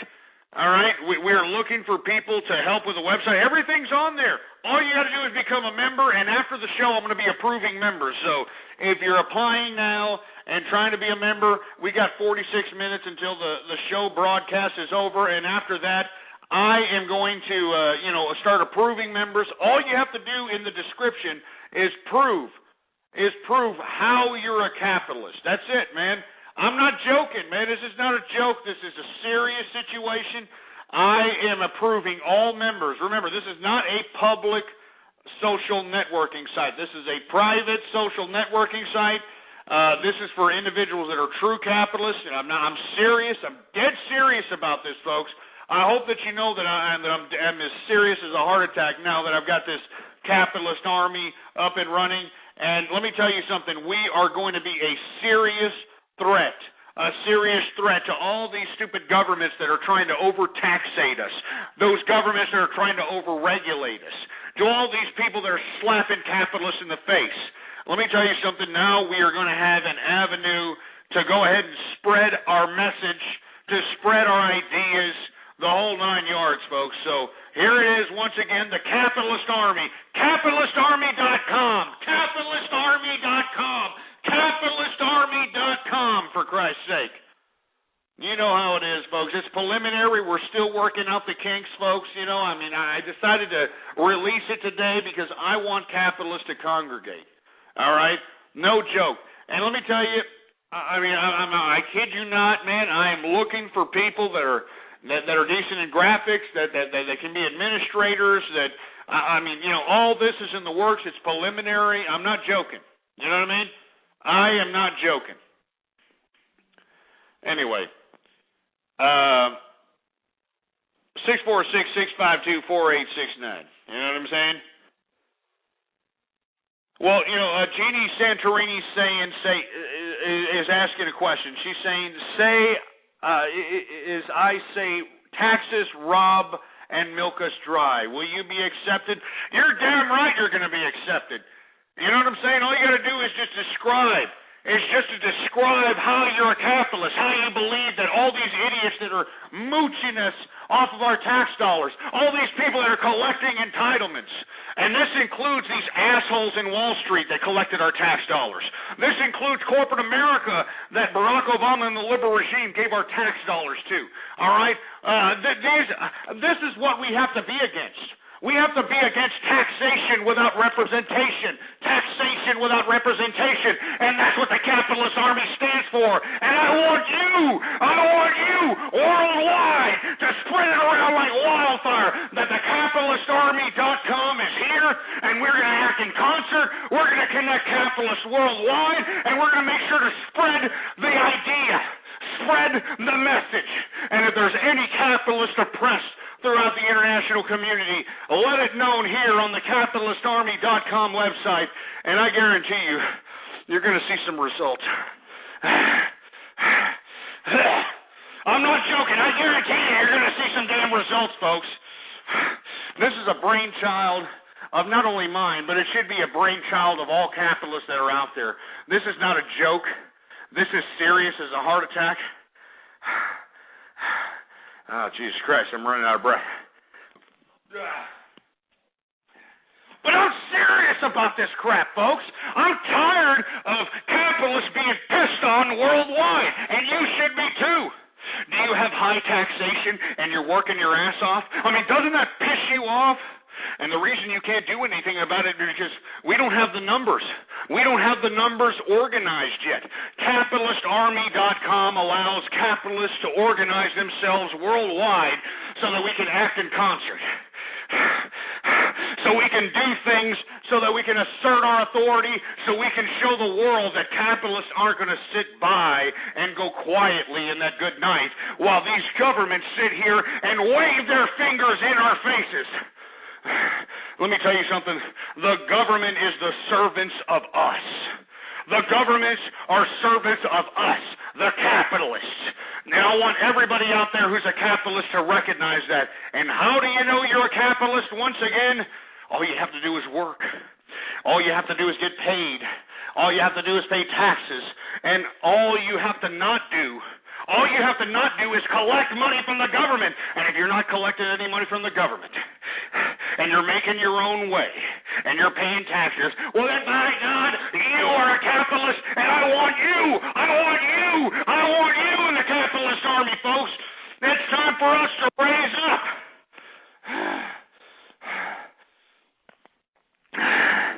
And I'm not joking. I'm not joking, folks. I don't care what political philosophy you think you are.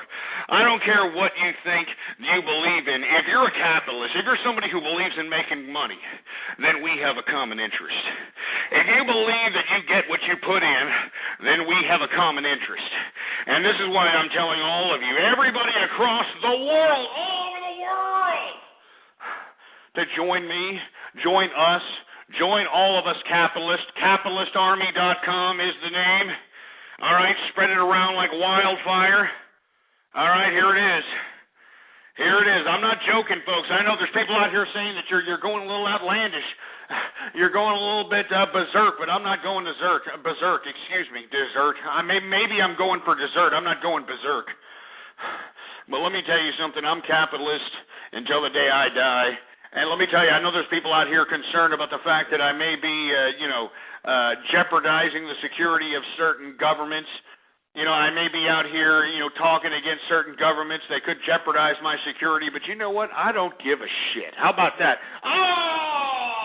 How about I just straight don't give a bleep? I don't care. All right? I don't care. All right, give me capitalism or give me death. I'm not going to sit here and be pacified by some socialist system. I'm not going to do it. I'm not going to be sitting here pacified by it. You understand? Let me take a chug of this beer here.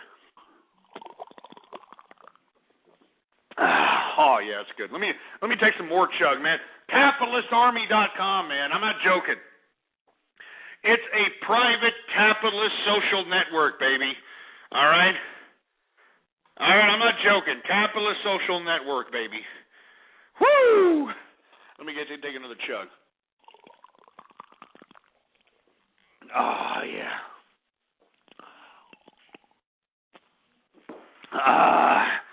I know everybody's waiting for approval, but you're going to have to wait about 38 minutes until the broadcast is over, because yours truly is here. And let me tell you, I'm going to continue to be here.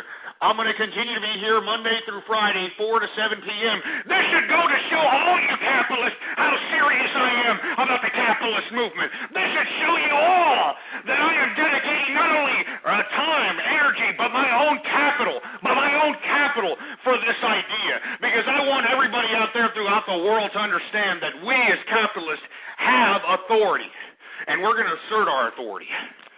I'm telling you, folks, that's why I'm saying, if you know anybody who's a hard worker, if you know somebody who works hard, pays taxes, somebody who goes out here and is a contribution to this society and does not collect from the government, well then, by God, you need to send them the link, CapitalistArmy.com.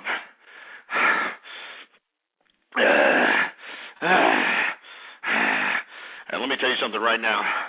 For all those communists in this chat room that are sitting over here talking garbage, that the capitalist army will never be anything. For all you idiots that are out there saying that this is nothing, this is just some minor little step. For all you people that are criticizing me saying that this is not going to be anything, you just wait, you piece of crap. I'm not joking. All of you pieces of crap out there that are communists that want to see all capitalists down, we're rising up. We're rising up! And I want all of you pieces of crap to realize this. I'm talking about all the communists, all the socialists, all the pieces of garbage that want to see capitalists down. I want you to do one thing. I want all of you people that are trying to bring down capitalists, all of you socialists, all you communists, I want you to do one thing. I want you to fight it, you scum! You understand it? Fight it!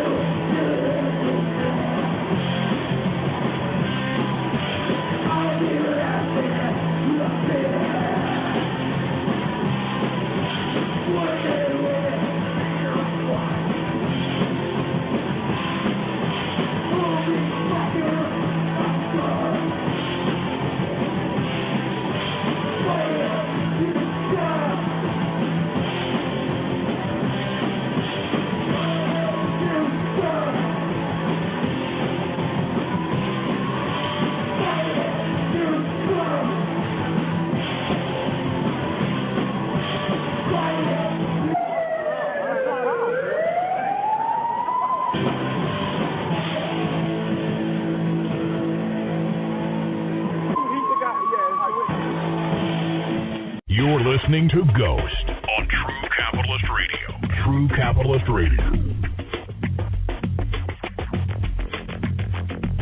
Hey, what's up, man? We're back in the house. I had to calm down for a second, man. I'm sorry, man. I was just getting too hyper there. Anyway, oh shit, I almost dropped some stuff. Anyway, man, I want to say thank you for everybody for tuning in with me. Please, spread the link around like wildfire, blogtalkradio.com/ghost, not to mention the Capitalist Army. You know what I'm saying? Let me go ahead and crack open another beer here. All right. Anyway, let me go ahead and talk about something else, folks. We already talked about Obama getting locked out of the White House, which is utterly disgusting and pathetic.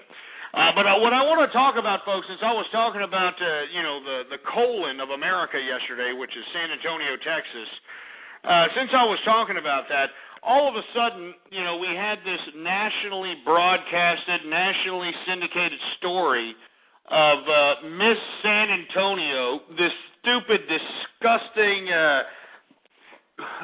17-year-old skankosaurus Dominique Ramirez, or whatever the hell her name is. This bimbo actually got national publicity because the Miss San Antonio organization, whoever rules the organization, was pissed off that this bimbo was, not necessarily meeting up to her expectations as Miss San Antonio. She wouldn't go out to certain events. She was porking out on tacos, getting a little fat in the ass. She had some jealous cholo boyfriend, always, trailing her back ass whenever she went to these events. And the organization of the Miss San Antonio pageant decided that they didn't want this stupid bitch to be the Miss San Antonio representative anymore, Dominique Ramirez. They didn't want her anymore, right? Well, lo and behold, what happened? Dominique Ramirez and her disgusting, despicable Hispandex family decided to go and, sue the organization because, you can't do that to my mija. That's not fair. That's not right. You can't sit here and tell my mija she's Miss San Antonio and you can't take it away from her like that. It's not right. I'm going to take you to court. I'm gonna call my lawyer.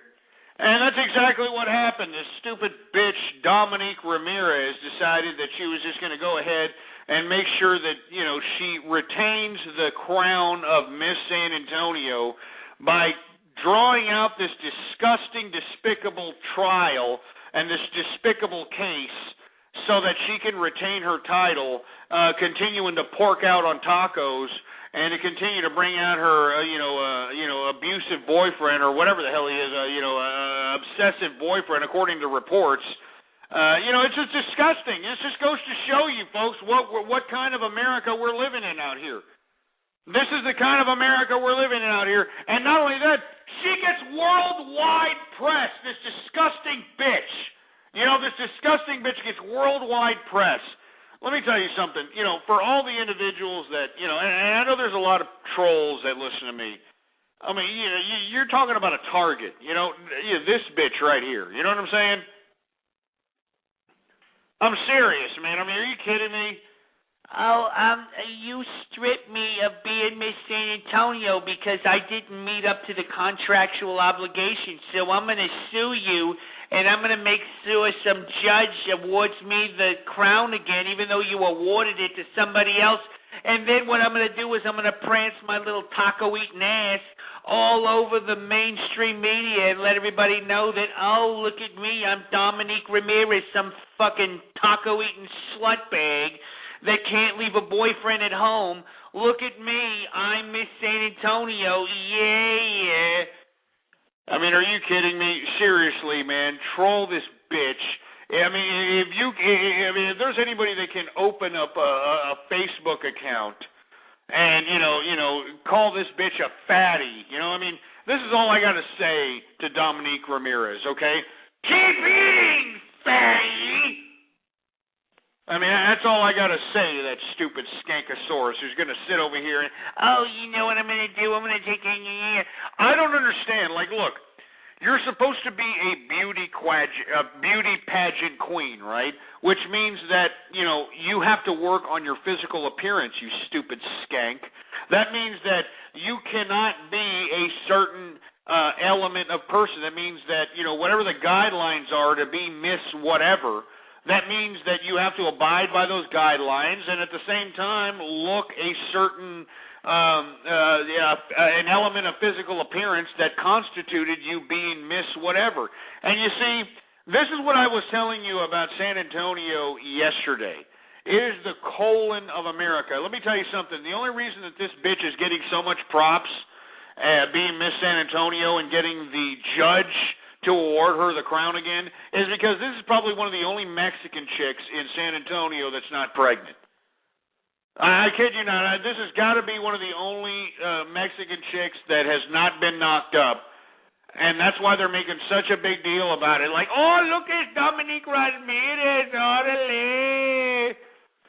I mean, seriously, man. I mean, you know, I know there's trolls that listen in. I mean, you know, straight up. I mean, you want a target, there's a target right there, all right? Dominique Ramirez. And you should have heard her being interviewed. I mean, she was being interviewed worldwide. She was being interviewed nationally. And how did she talk? She talked like Consuela, for fucking sake. I mean, oh, yeah, they awarded me the Miss San Antonio because I was good. I look good, and they told me that I ate too many tacos, but I didn't do that. I didn't eat too many tacos.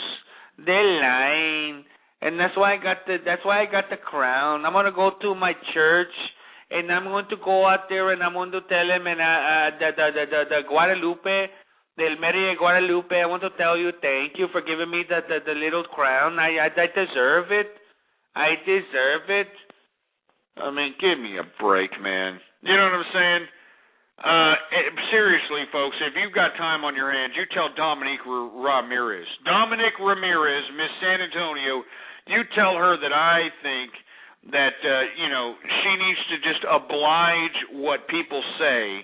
If you're going to be Miss San Antonio, if you're going to be judged on your physical appearance and on certain mental criteria, you have to meet up to that, you stupid skank, all right? You have to meet up to that certain criteria. Now, what this says that if some fat chick in some pageant somewhere in America decides that, oh, that's not fair, they didn't elect me because I'm a fat bastard, now all a bitch can do is go to court and, you know, some dumbass judge is going to be like, yeah, you overlooked her fatness or some crap. And thank you, Dominique Ramirez. We're going to see fat taco-eating pieces of shit because of you, Dominique Ramirez. So that's why I'm saying, folks, if you happen to be a troll, if you happen to be somebody that just has no life and you need a target, right there, Dominique Ramirez, Miss San Antonio, send her tacos. You know, seriously, man, you know, if she has a Facebook, I don't know if she has a Facebook or not, say she's a fat porker. I mean, let me tell you, there's nothing damaging more to some beauty queen than to tell her that, hey, you're getting a little fat in the ass, huh? You're getting a little fat in the ass over there? And she deserves it. She deserves it. Stupid Dominique Ramirez. Give me a break. And her mom, whoever her mom is, I don't even know her mom's name, but you can tell her mom, I think that, because Dominique Ramirez, she's a 17-year-old girl. She's just some stupid skankosaurus. She doesn't know how to get lawyers on her side. She doesn't know how to do all this crap. It's her mama. It's her mommy. Man.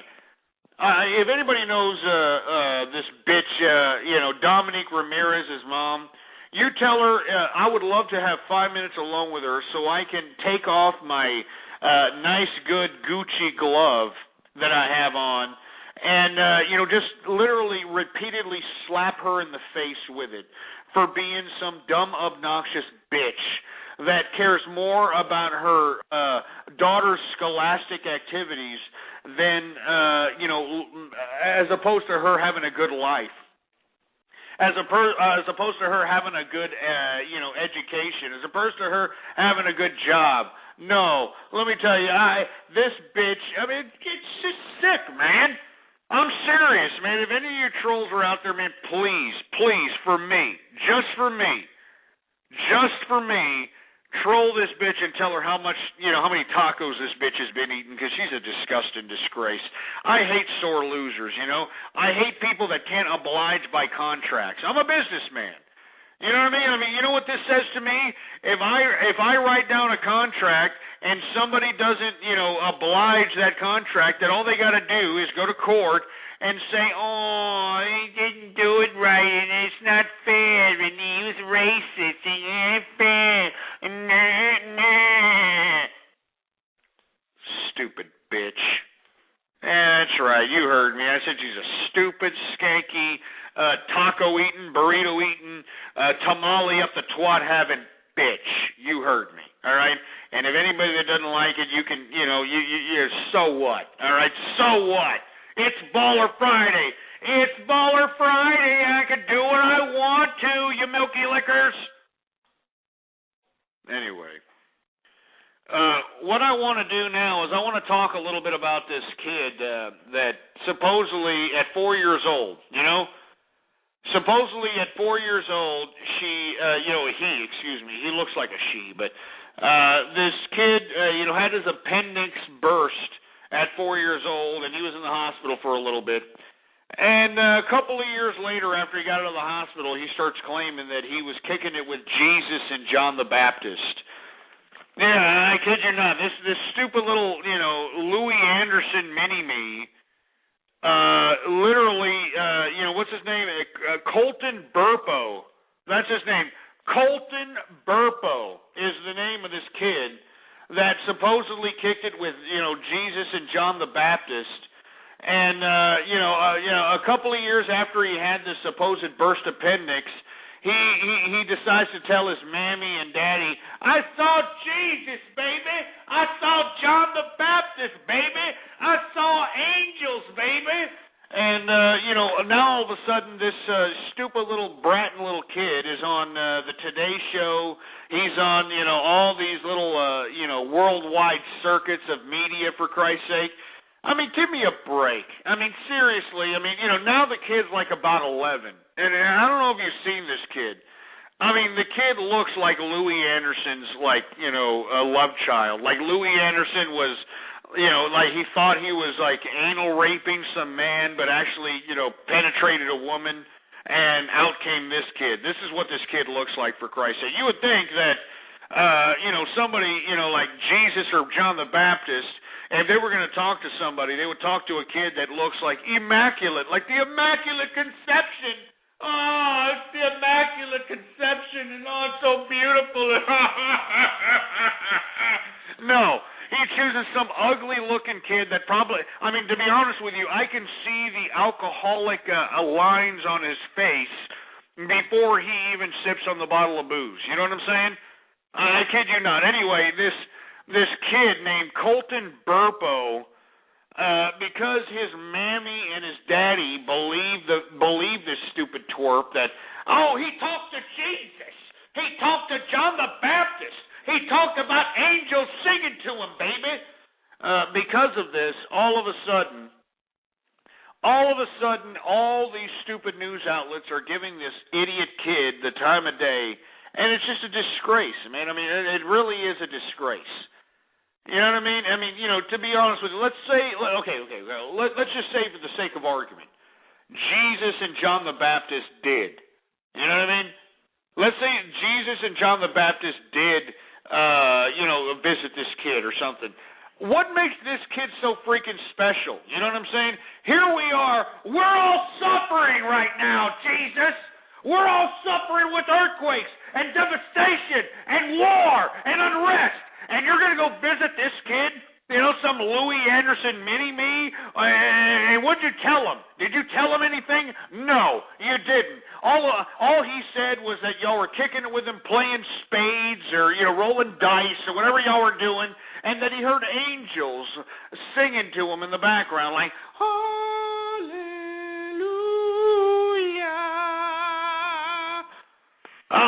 kid you not. I kid you not. And you want my personal opinion, I think that there's some underlying situations happening with this kid. Now, I haven't read into this kid's family. I don't know. I just know that the kid, he's been on, Matt Lauer, believe it or not. That just goes to show you how much Matt Lauer is getting paid, where he has to legitimately look like he's interested in some stupid little, Louis Anderson-faced kid and his made-up experience about, sipping 40 ounces with Jesus and John the Baptist.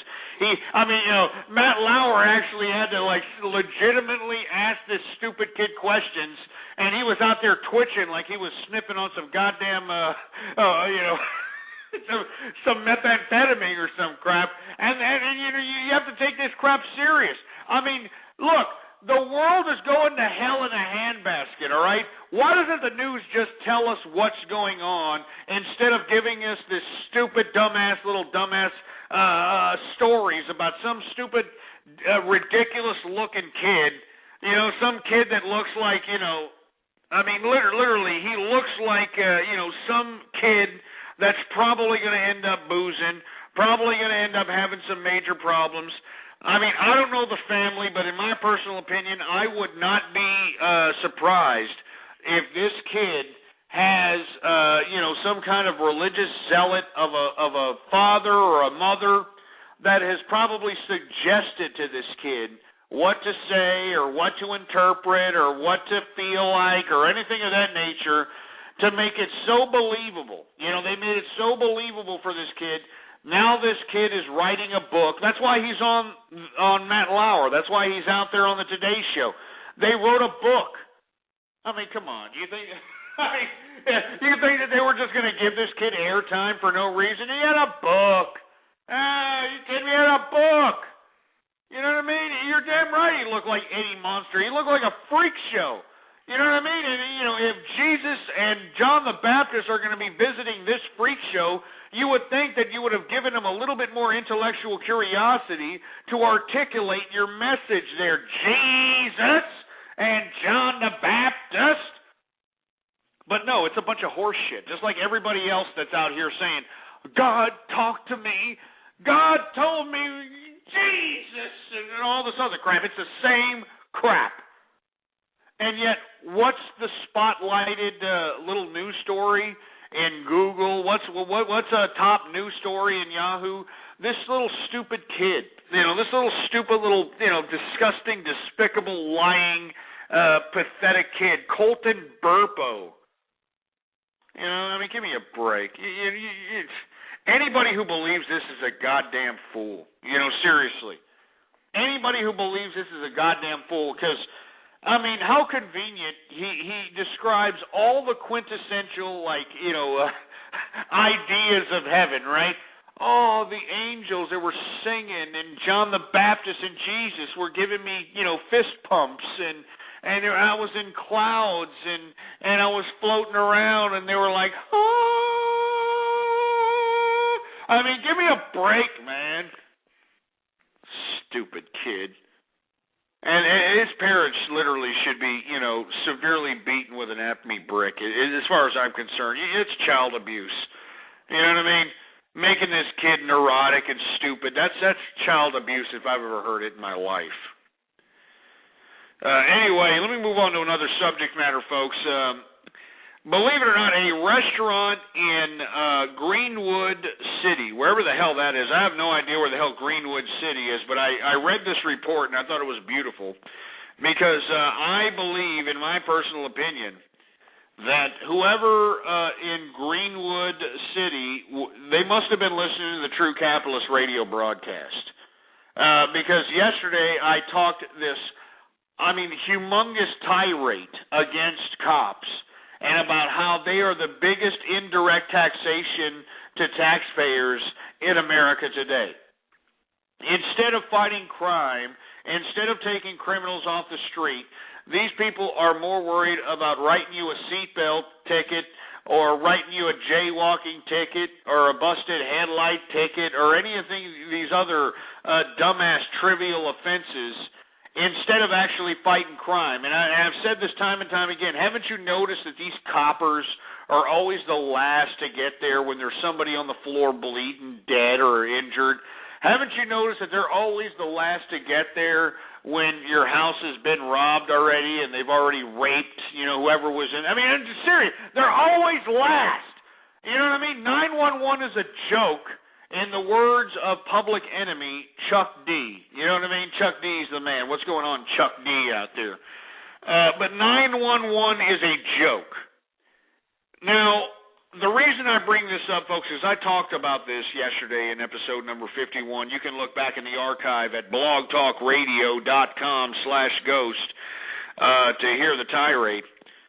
But to be honest with you, folks, I mean, this is it here. This is what I'm talking about, because people don't understand that these coppers, you know what I mean? These coppers are taking advantage of all these little public unions that are giving them these inflated budgets, and 75% of their pension, or 75% of their pay, they're collecting in their pension plus 8% increase a year. I mean, just unbelievable ideas. Well, anyway, whoever the owner of the Grill Master Cafe was in Green City, wherever the hell Greenwood City is, all right, whoever the hell Greenwood City is, anyway, the Grill Master Cafe posted signs saying, and I quote, all right, city needs to start making cuts with sick law enforcement with too many guns. You know what I'm saying? And another sign that said, I prefer you patronize somewhere else besides Grill Master Cafe. You know what I'm saying? I mean, how gangster is that, man? I mean, they're like, look, I am a business, the Grill Master Cafe. Anybody can give me the Grill Master Cafe phone number right now in Greenwood, wherever the hell. I will call them up, and I want to give them a salute. You understand what I'm saying? I want to give them a salute saying, thank you, sir. God bless America. Don't be afraid of these coppers. And let me tell you something about these coppers. They always want a discount whenever you have a brick-mortar location. Let me tell you, I got a brick-mortar location. They come in with their uniforms. They think that they deserve a discount. I've been in cafes. I've been in lunch shops where they expect the tab to be flipped as if it's free. They go in there, they eat, and they're like, I'm a cop. You deserve to give me this food free. I mean, seriously, I'm not joking. This is how these cops think. They think they're above the law. That's why I keep telling you, folks, that the government, anybody who works for the government, does not have the public interest in mind. They have their own interests, their own pensions, their own pay, their own authority in mind. And let me tell you something, whoever the owner is to the goddamn, what is this, the Grill Master Cafe in Greenwood City, much props. Much props. I mean, you deserve all my respect and every true capitalist respect worldwide. And it's not because you're an anti-cop, because everybody in Greenwood City took it upon themselves to be like, oh, well, that's not good. Oh, I'm going to put a sign on my business that say, cops welcome here. Dumb idiots. They're the ones spending your money. They're the ones implementing all these dumbass citations on your business. They're the ones putting tickets on your cars. They're the ones going out there having all... I mean, haven't you noticed that all these coppers out here spend all this money on all these, like, speed traps, ticket traps, what was it called, checkpoints, and all this other... can you believe this garbage? Unbelievable. Anyway, we got 9 minutes left in the program. I am going to, supposedly, this is supposed to be the number of the Greenwood Grill Master Cafe. All right, so if this is the real number, I'm going to give him a call and tell him, hey, you know what, much props to you, sir. So let's call him.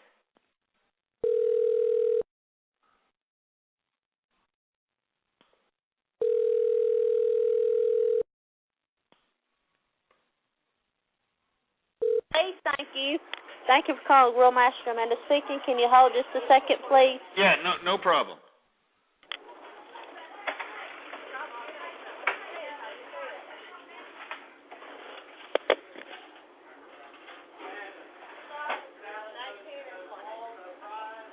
Sounds like they're busy. Hasn't heard business.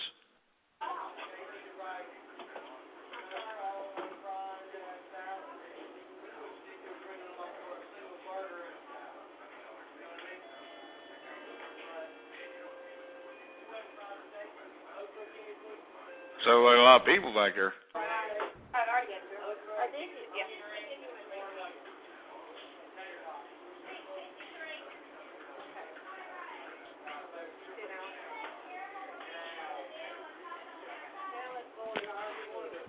I'm sorry for the dead air here.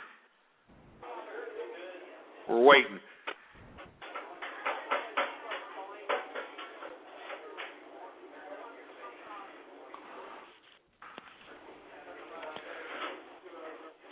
They're waiting up in here.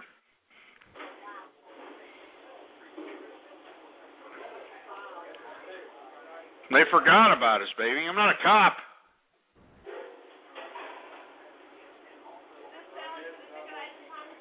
Hello? I'm not a cop.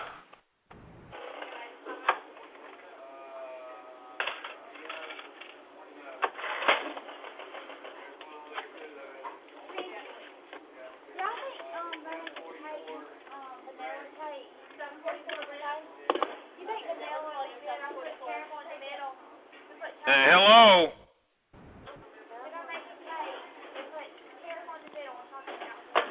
Miss, hello?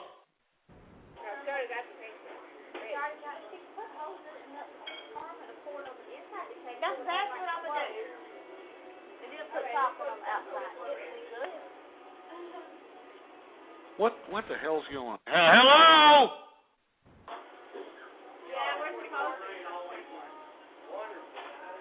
Jesus Christ. Hey! I'm going to call the cops.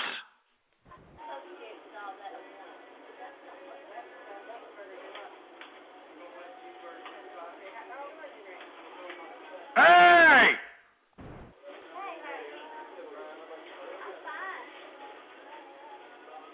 Everybody hear this?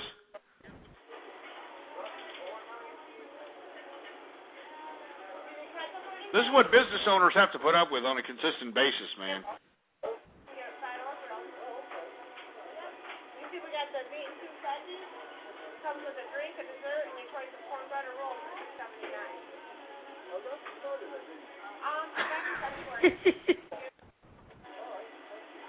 This is the kind of service you get in America. Hey!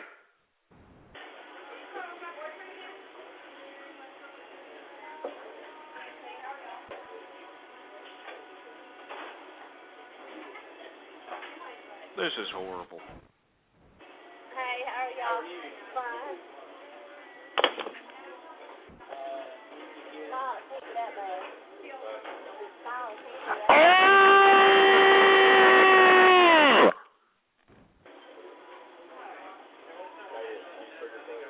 Special? You want it all the way? This is for here to go.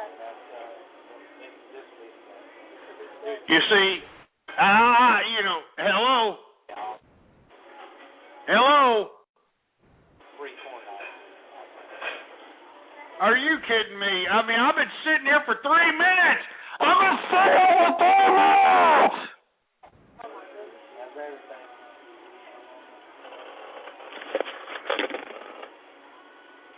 Hello? Hello? 2042. You need mustard? For the $4? Yes, please.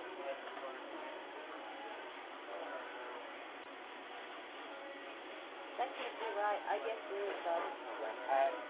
2042, yeah. Yeah, Jesus Christ. Sorry.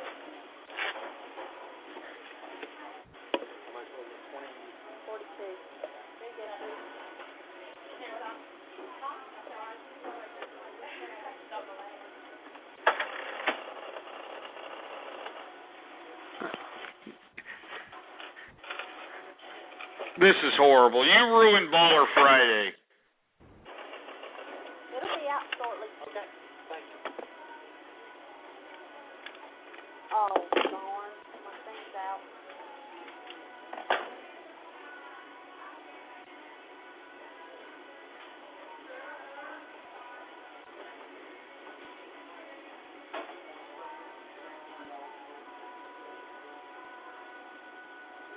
Hey!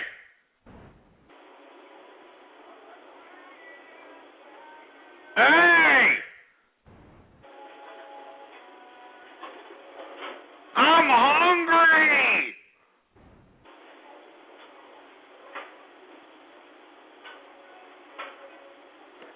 I'm hungry! I want to get my goddamn food for fuck's sake! Hello?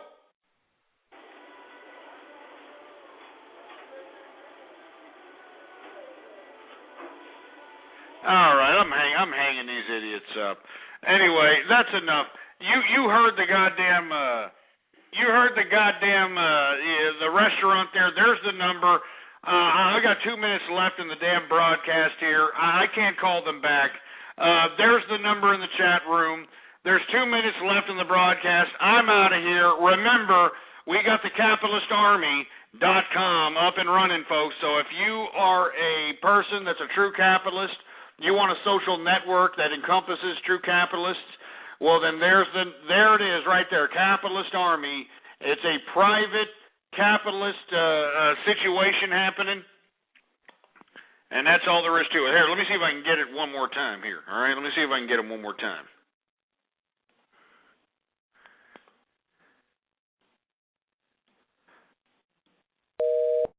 Look at, they left it off the hook. Look at this.